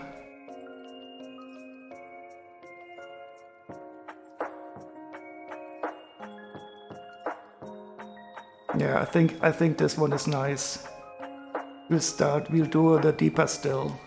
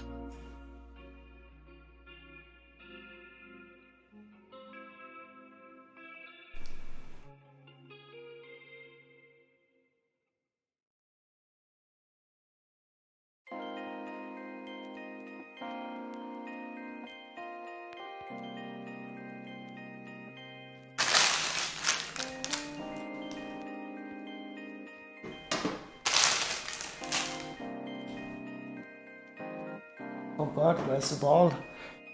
I think the ball bearing is lost. How can that be?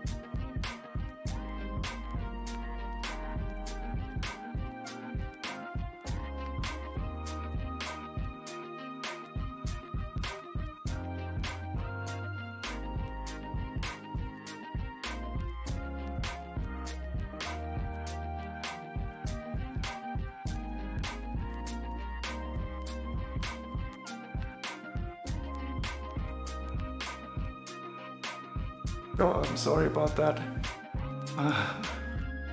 Something strange happened.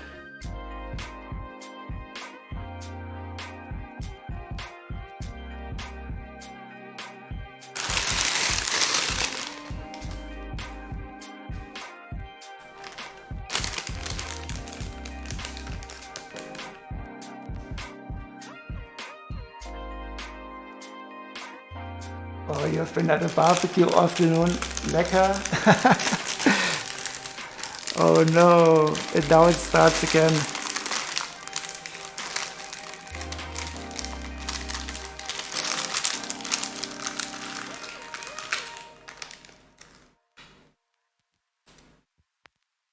Several Lithuanian dishes.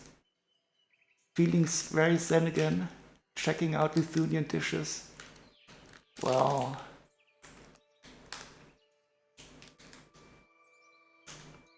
That sounds so good.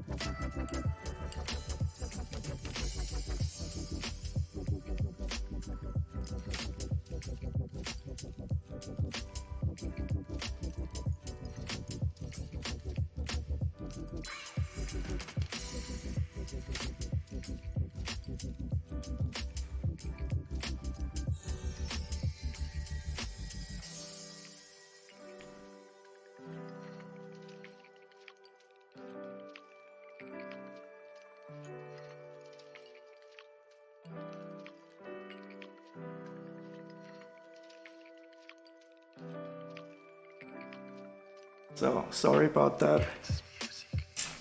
I'm setting this up on the fly.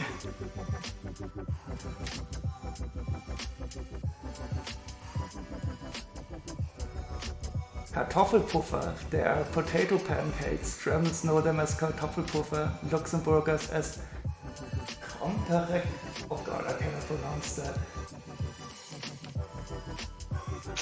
Oh yes, Kartoffelpuffer, that's really nice. We make them with homemade applesauce. And you need to put a lot of onions in them too. That is very good.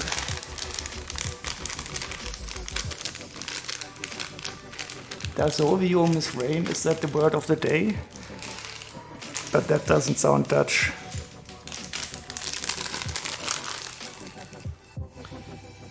Okay, so I think we are building the uppermost part of the Heavenly Realms now.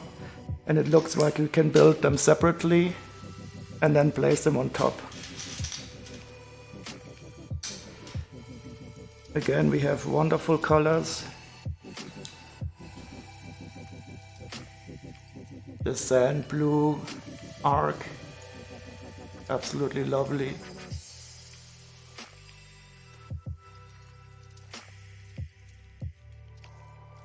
And honey cake.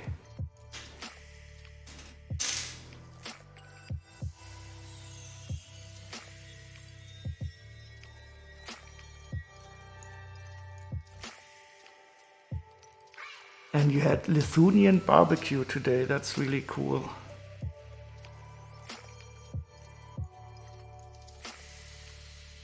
So this is an interesting build now.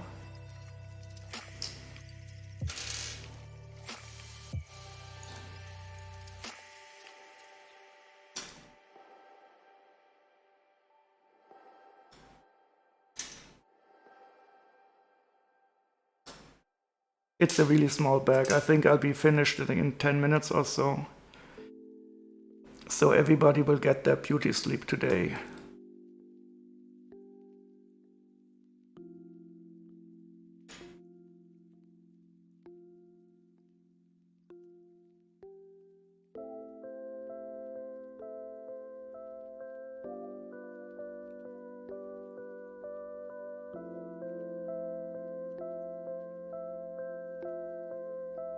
I love how Germans call things exactly as they are. That cake looks so delicious. I'll have to click on the link later on.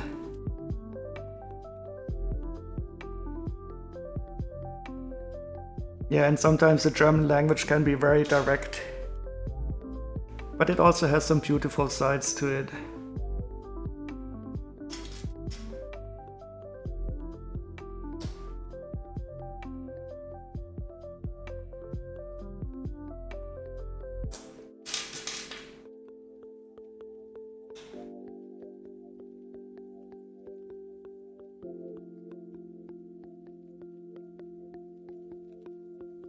And it's truly lecker.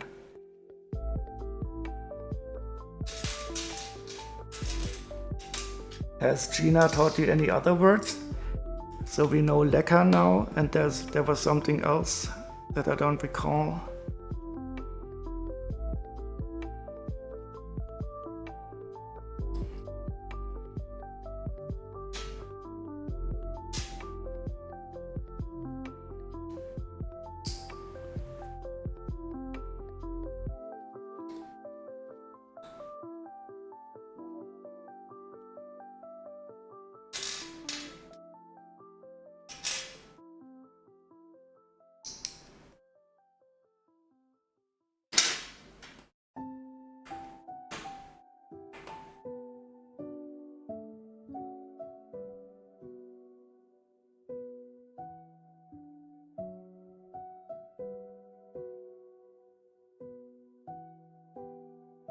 Cup soup? Wasn't that cat soup? Or is that ketchup?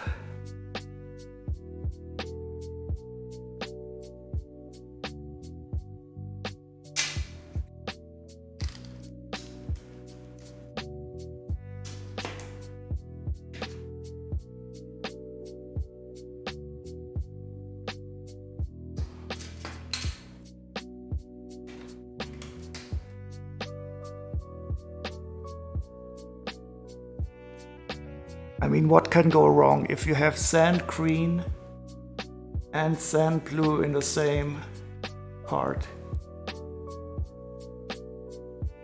And a little bit of pearl gold to round it all off.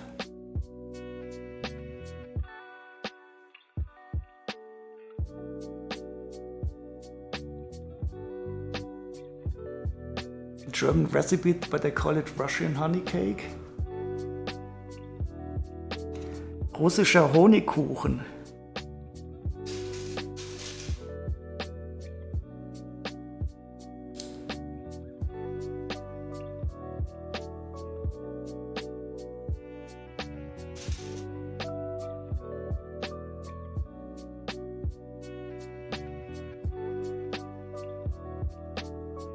Oh, it's russische Honigtorte. So torte is it's different than cake. I don't know what the English word for torte is. Torte is like a fancy cake.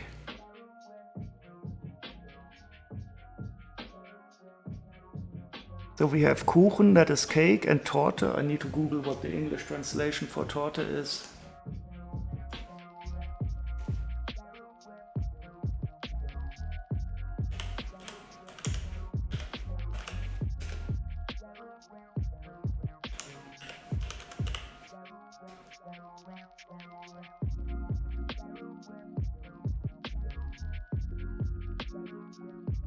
Yeah, none of these aren't good, so it's like pie, tart, gâteau, torte, or a fancy cake, okay.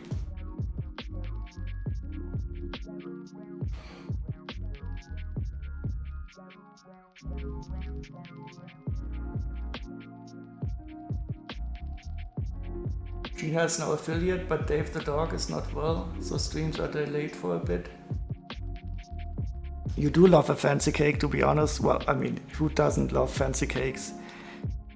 Oh, there's such a great German one.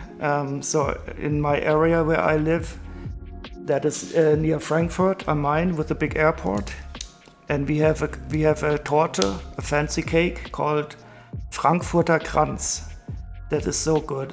Oh wow. So I can promise you, if you would ever come to Germany and visit me, I will serve you a Frankfurter Kranz torte. That is so wonderful. I could. It's so horrible when you start to think of something so tasty. So Google Frankfurter Kranz. Let me type it in for you.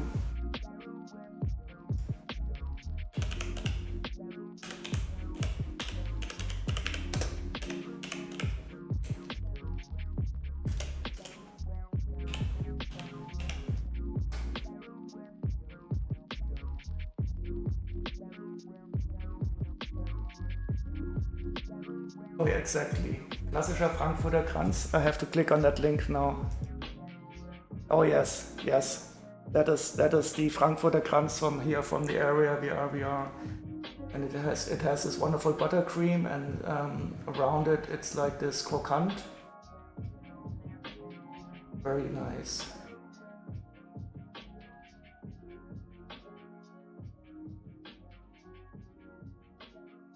Frankfurt crown cake, yeah.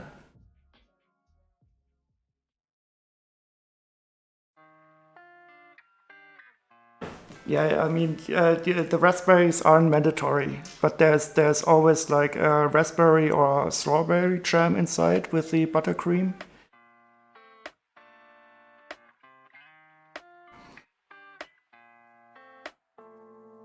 But that is so good. That is one of my favorite German tortas. And then also, why don't you Google Schwarzwälder Kirschtorte? Let me type it in.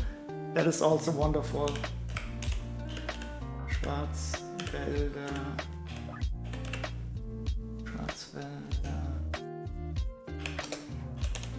Kirschtorte.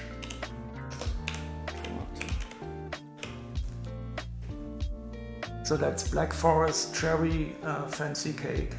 That's the Schwarzwälder, sorry I can't type.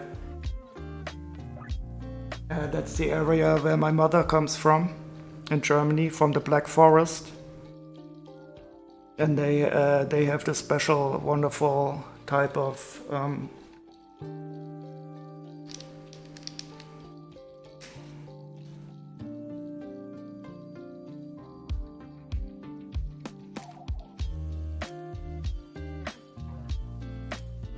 Oh, you have lecker.de? That's nice. There you can see that lecker is also used in a German.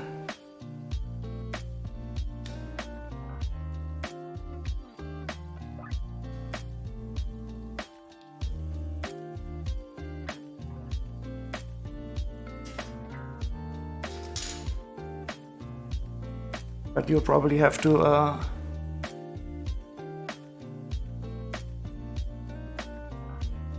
Black Forest Gâteau, we call it. That's interesting. So you, but you use gâteau in the English?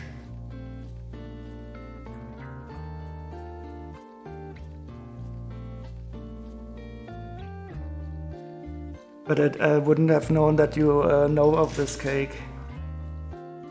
That's cool though. Wait, look at this. I just saw that we have a really special part. This I have not seen very often.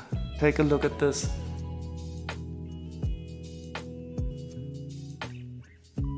It's a 2/3 brick.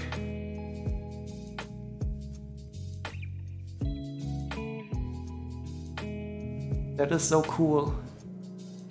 I mean, you could simply put two 1x1 plates above each other.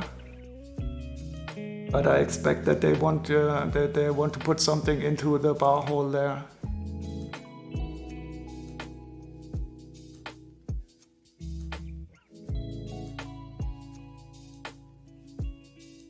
That is cool.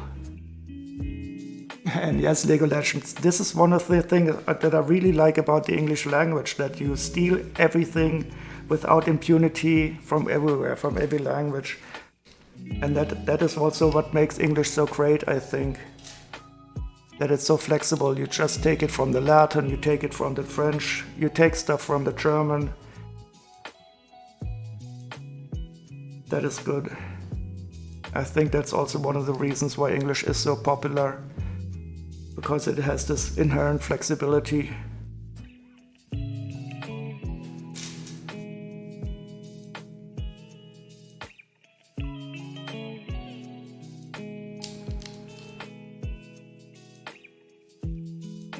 If it sounds yummy, we use it, lol. Yeah. And especially in the area of food.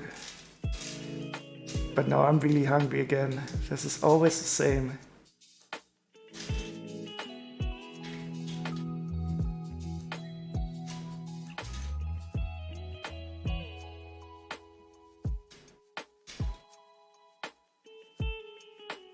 I'm not thinking at all about the build, only about food.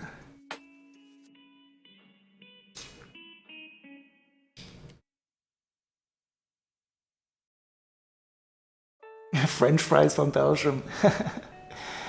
We call them fritten. Yep, fritten. You can also use fritten in German.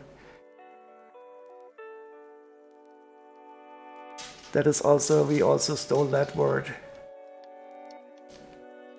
Danish pastries.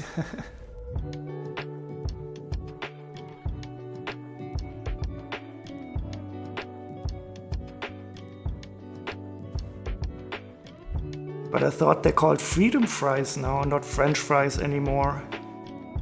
Or is it allowed to say French fries again now that Trump is out of the Oval Office? Freedom fries, that was so silly.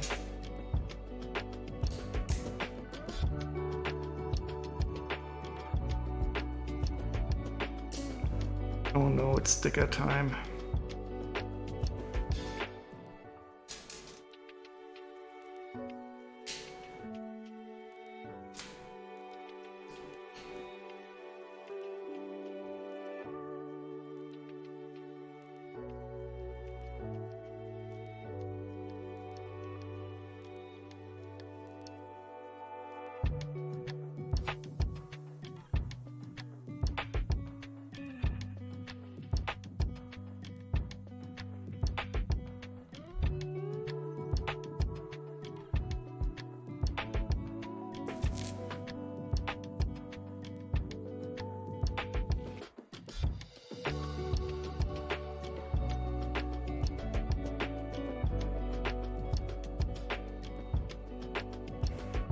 So if you could choose any food right now that you could eat, what would you do? What would you choose? I'm really torn now. I would like some French fries. I would like some German torte, fancy cake. I would like to try some of those Lithuanian dishes that you talked about.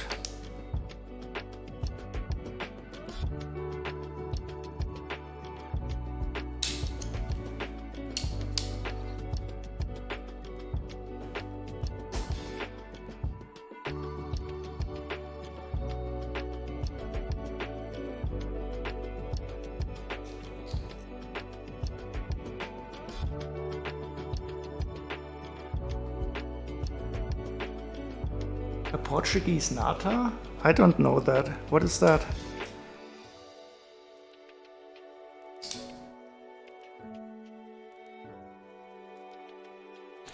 Oh, Italian ice cream. Have you ever tried in Italy? In some areas, they have really good licorice. So, I mean, the black licorice, and they have licorice ice cream. That is so wonderful. I mean, if you don't like licorice, you would probably hate it. But the husband of my sister, he is half Italian. And they are in the Friaul area, that's in the north near Venice. And they have these licorice trees there. Oh, I could. That would be so great now. And this licorice ice cream, it's really, really subtle, but really great. Oh. And some Belgian chocolate, yes. Oh, you love licorice? That's interesting. I mean the black kind, not this American red kind, of course.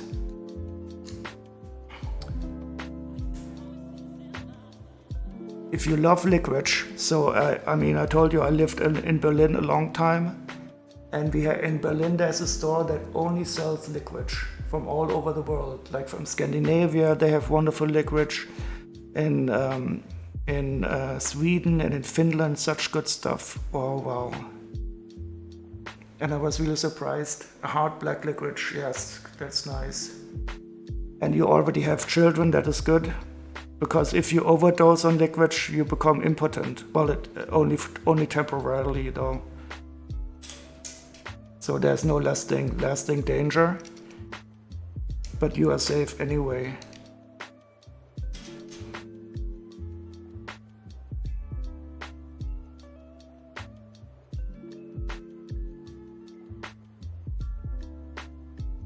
Spanish sabores con pastéis de nata. I have to click on that link now.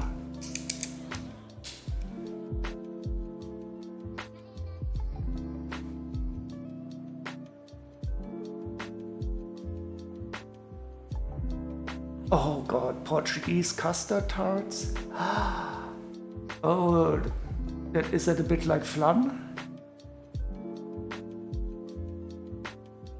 Oh wow, that looks nice. Oh wow.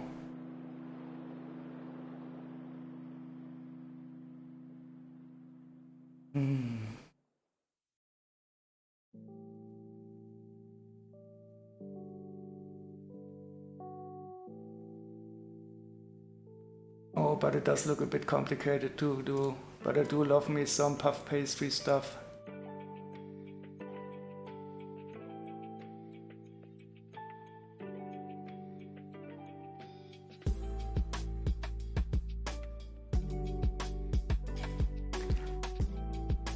Okay, I think we would have really good stuff to choose from, but more or less all sweet stuff. But I think that Portuguese nata, and then followed by a little bit of nice Italian licorice ice cream. Oh, and then some German fancy cake, fancy cake.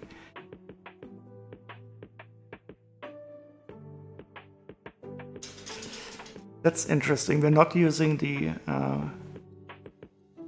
hole. So the only reason why we have this 2/3 piece here is so that we can put this one on top of it. And it looks nice, of course, with the white.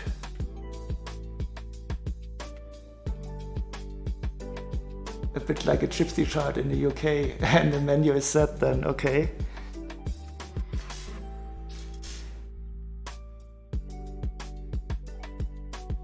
Yeah, this is one of the great things about the modern world, that you can have access to so many different things. When I think of the generation of my grandparents, they wouldn't have known anything about different foods from different countries. And today we can really appreciate the great things that every nation has and every culture has produced. It's such a wonderful time in this regard.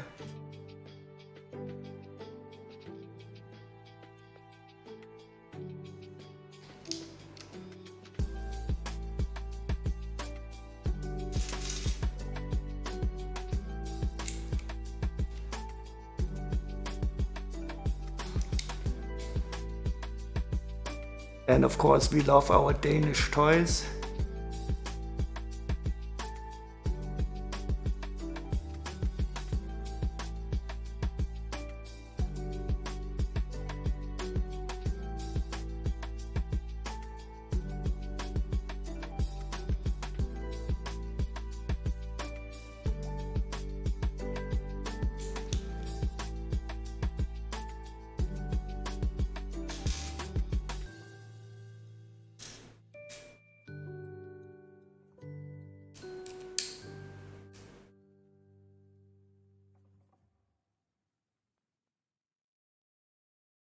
Your grandparents would not have eaten pineapple, for instance. Yeah, I can imagine. I mean, it was such a different time back then. And everything foreign, they said, okay, it's bad.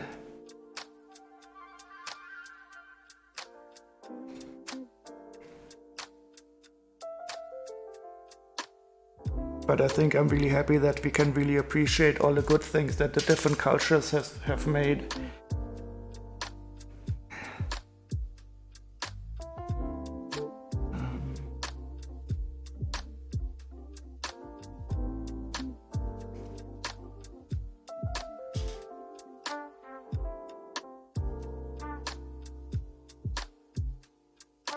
Like God. What is that? Is that also Dutch? Another one of the... Like God. Oh, that's Danish. That's how Lego it means. I think a play well or something.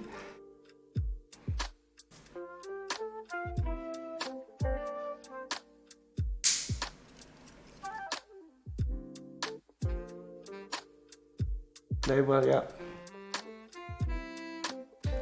Okay. Now we have a bit more of a complicated part.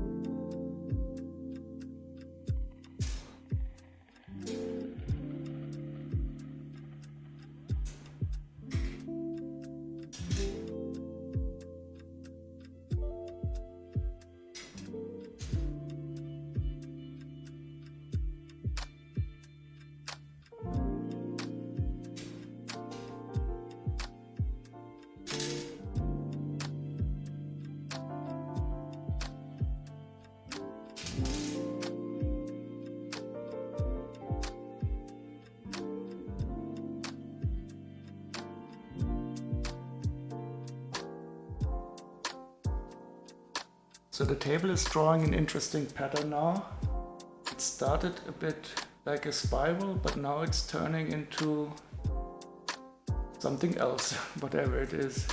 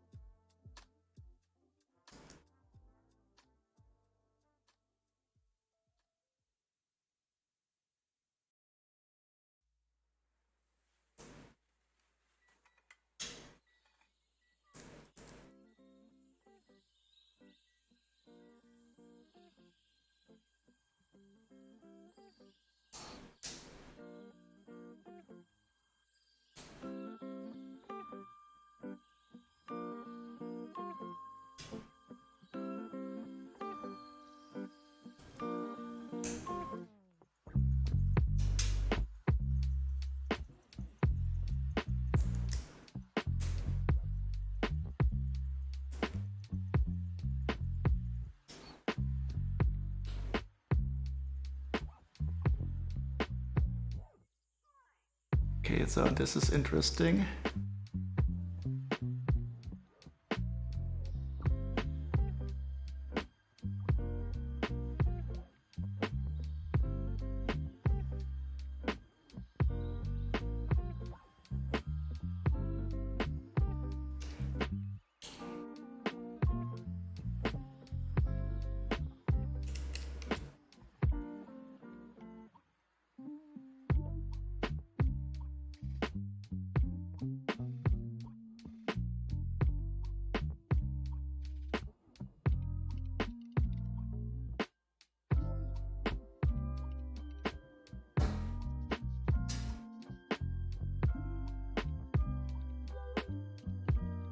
This is nice. I don't know if you can see this,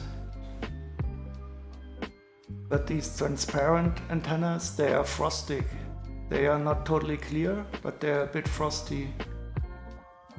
I don't know if you can see it on the camera, but it is a nice matte effect.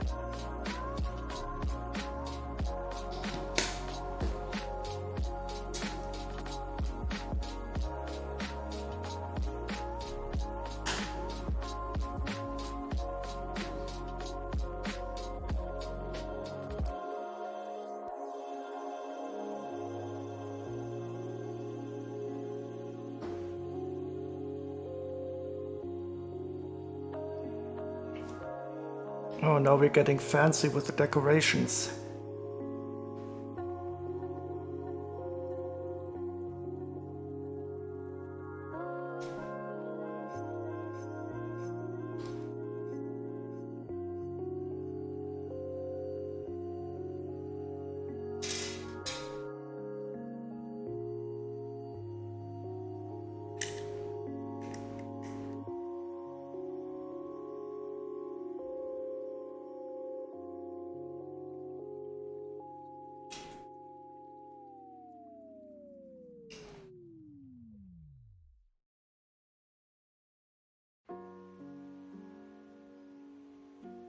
Okay, that's a lot of pearl gold now. But I think I'll have to angle these a bit more.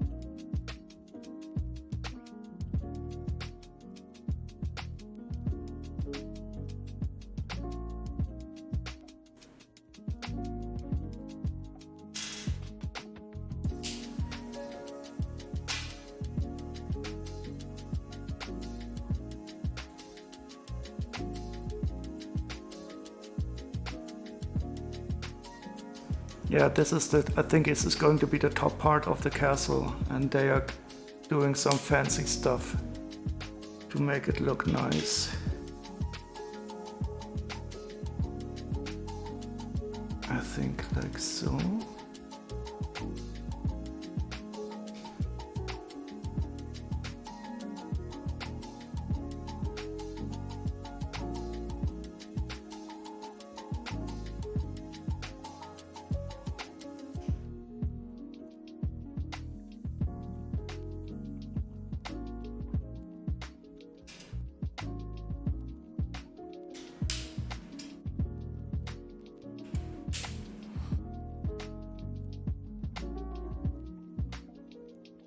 Really nice. I probably have to work around a bit to make it totally symmetric, but for a first attempt it's not that bad. And I also love the pearl gold teeth again here on the bottom. Really nice. Oh, and now we put it on there.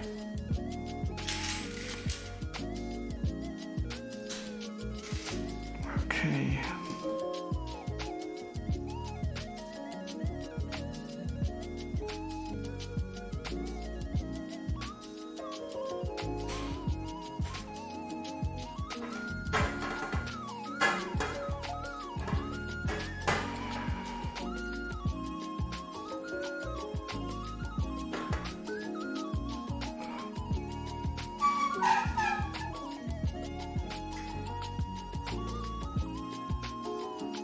Have to see if I can put this on the camera.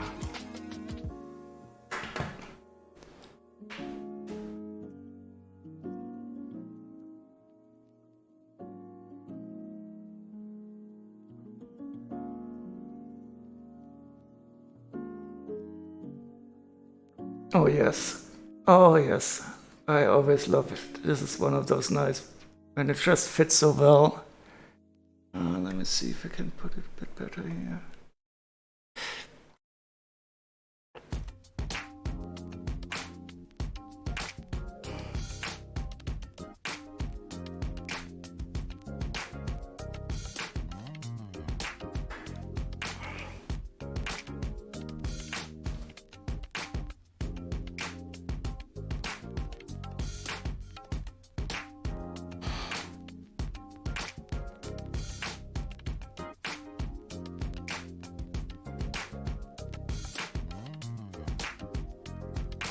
This camera is just horrible. I will definitely get a new one.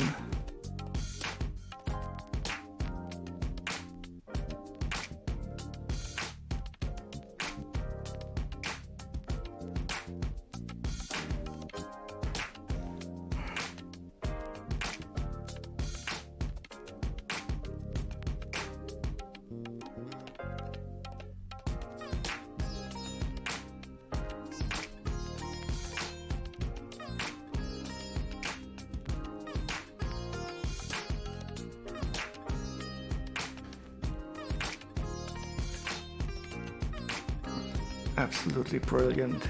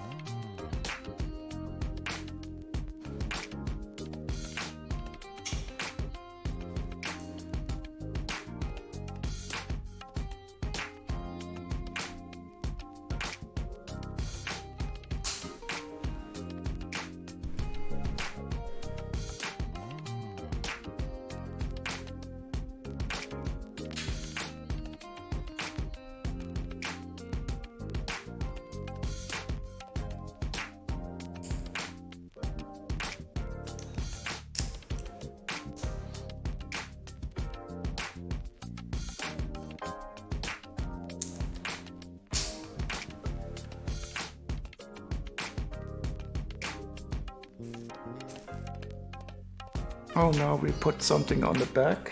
Let's see if I can turn it around.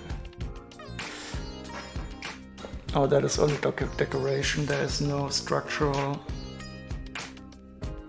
Oh no. Oh no, it does does it? No, it doesn't.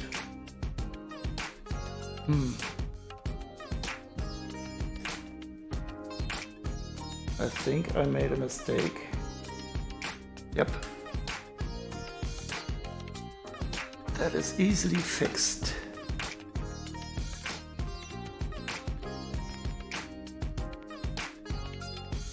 And now, okay, now this connection is much stronger. I don't know if you can see this.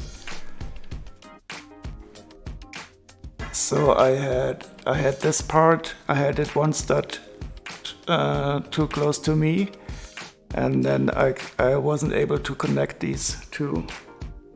But now that I put it in the right location, I can connect these two elements, and they will make it all sturdy. So you can probably later on pick it up here, because these two elements strengthen the connection much more now. I always like this type of technique, to simply strengthen the whole structure with the studs on the side. And take a look now, I will take it, the whole structure, and I can... Whoop! Oh no! What was I saying? Oh no! Oh. Well, I didn't totally destroy it, but I have to eat my words now. Well, lesson learned, I guess. It was not as strong as I expected. But this is Lego, so we can fix it very easily.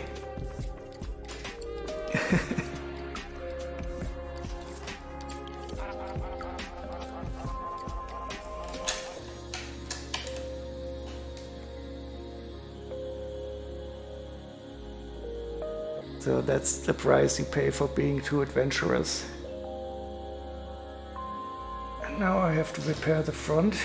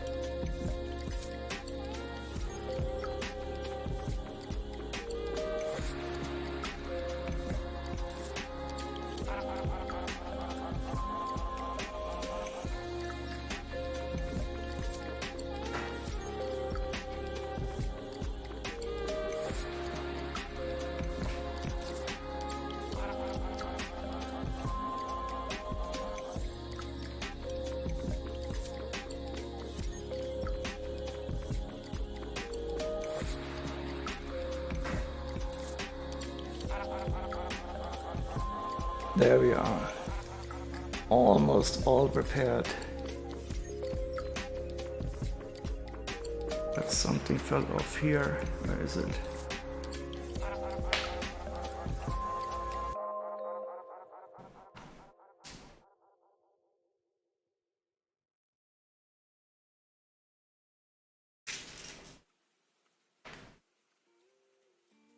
You clipped it again? Yeah, okay, thank you. I hope you also got the me being totally cocky. Oh, come on, you can pick it up here now.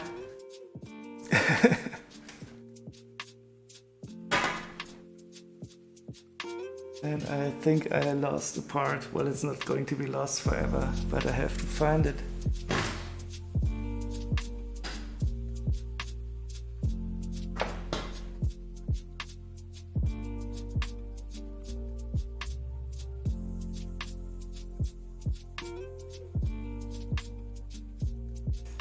I can put it on later on.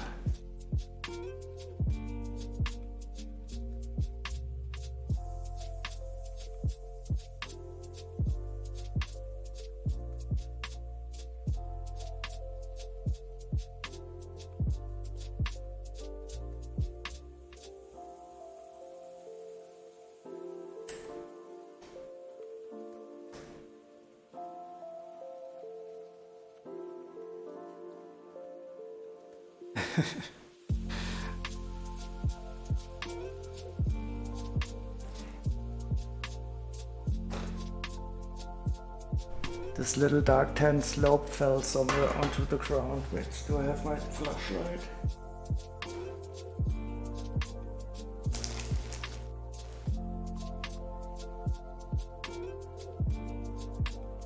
I'll just continue to build and look for it later on.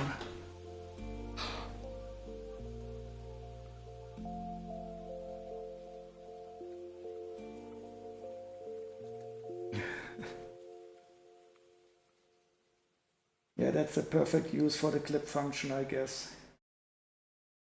Now we're going to do some more strengthening on the back side here.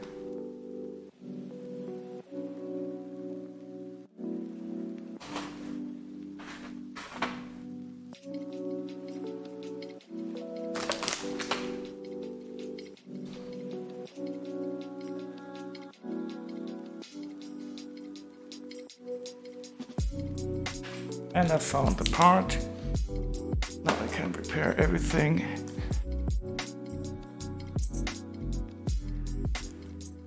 Nice.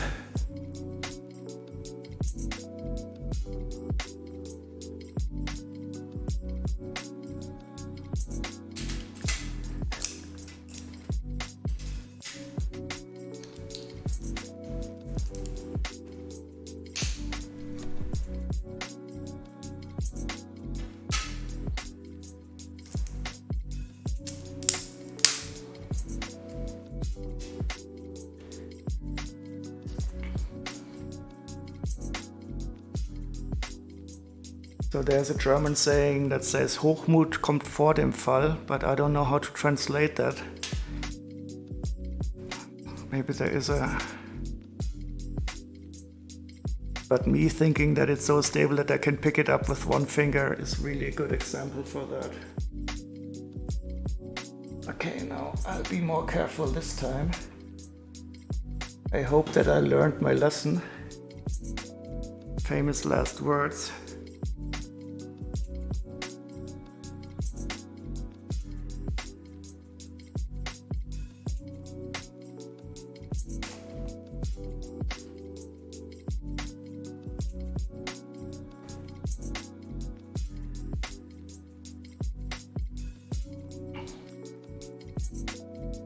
So I hope they will have an extension for this set, but because feels a bit empty. There's only a door and nothing behind it.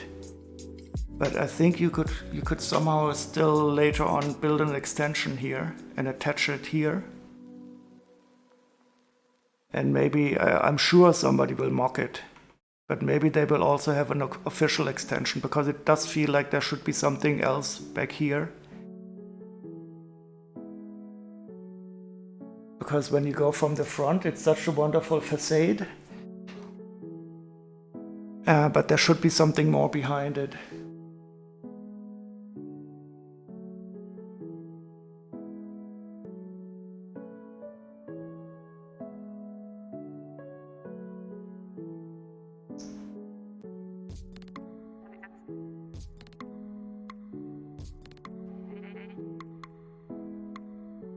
And now we are building the last part for this bag.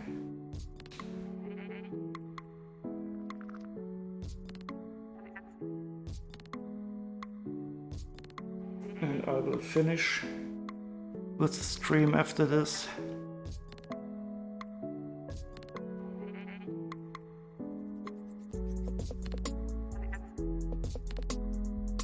And we have one final cool piece, a drum lacquered gold dish. Really beautiful. Perfect part to stop the stream with, a wonderful golden dish.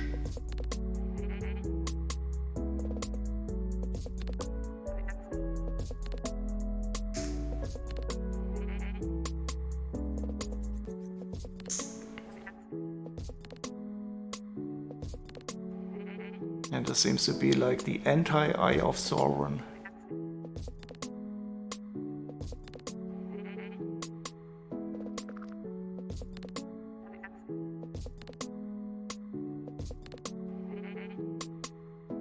Oh, it's going to be put on this level here. That's interesting. I didn't expect that. I thought it would be all the way on the top.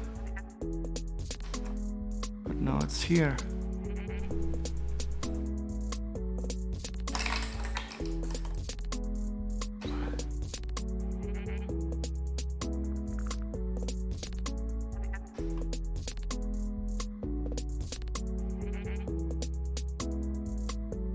Very cool.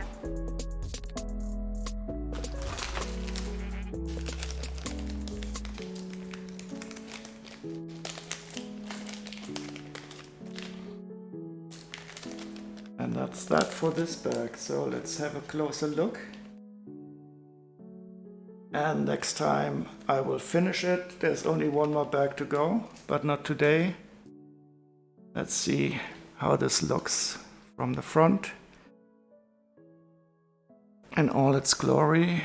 I will switch the camera again.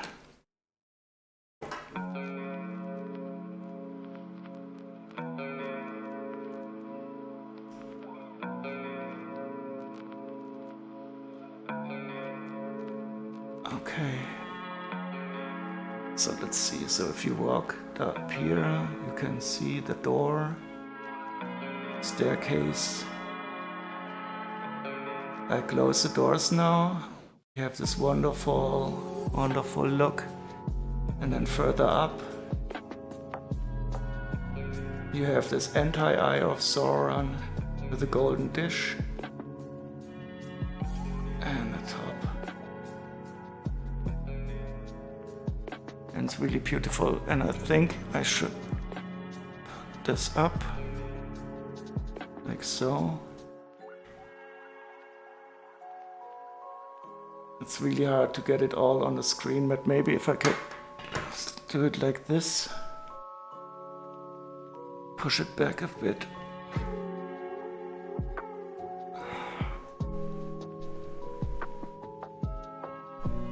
Like so.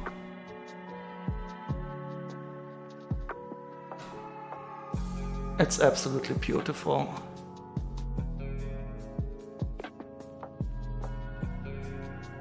It's so brilliant.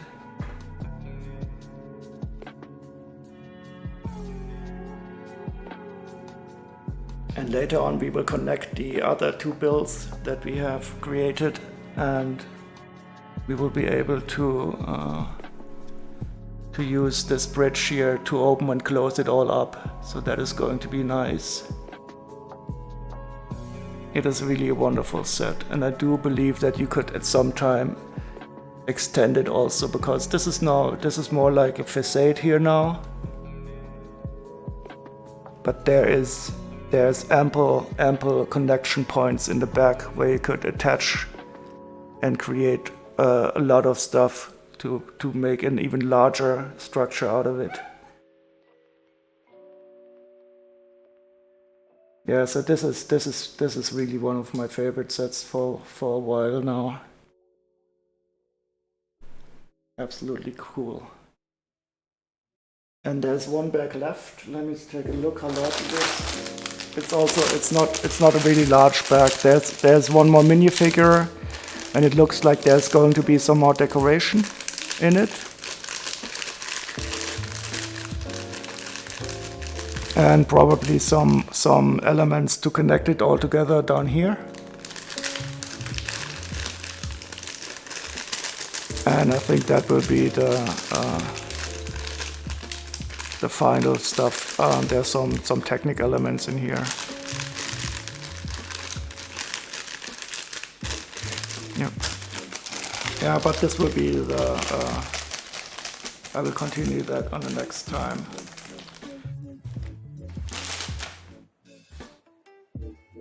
And after that, we could start to think about what to build later on. So I have different ideas. So one is, of course, the Sanctum Sanctorum, the smaller one, because the larger one will be released soon. I'd be interested to build that. And I would also be very much interested to build the Batwing, because that would probably look totally cool if you put the Batwing on the table. And let me zoom out a bit. Because if you put a bat wing on this table, it would really look like a bat signal. So I'm a bit torn between those two options. What do you think would be nice to build next? So the bat wing or the Sanctum Sanctorum?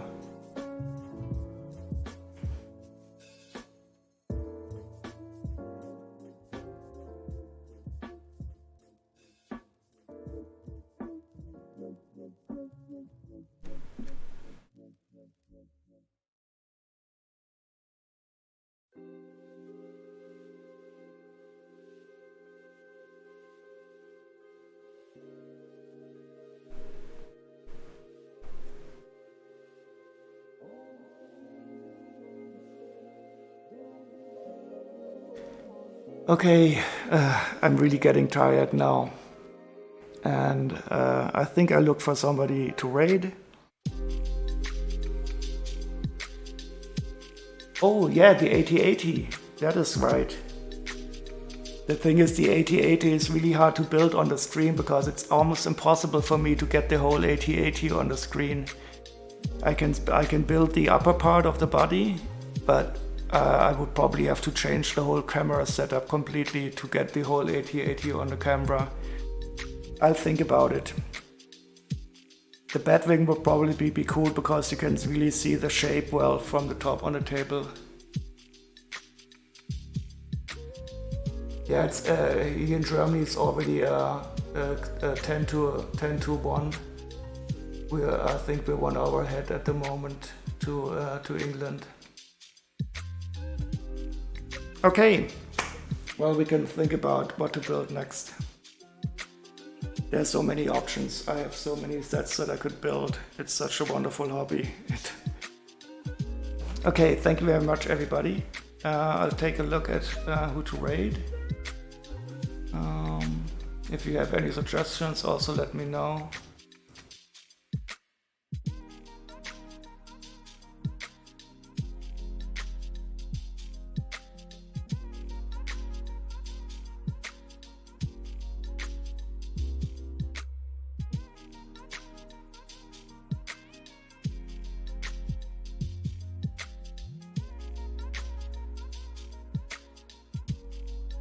So set to build, he's building the Vespa. That looks interesting.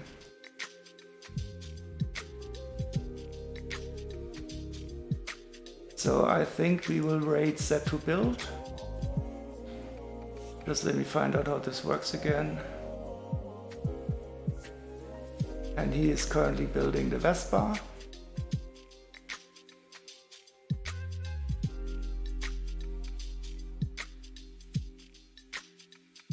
So thank you very much everybody again for joining me today. It was really enjoyable again. And sleep well if you go to bed. I will probably go to bed very soon, but I have to snack something nice now because we talked so much about food again. And I will go have a few minutes with Sleep to Raid. No, what's his name? I forgot the guy we're raiding. I'll see you over there in a second. And I might be streaming tomorrow a bit also during the day to test how it looks when it's light here. And I hope to see you around sometime then. Bye bye and have a great day. See you.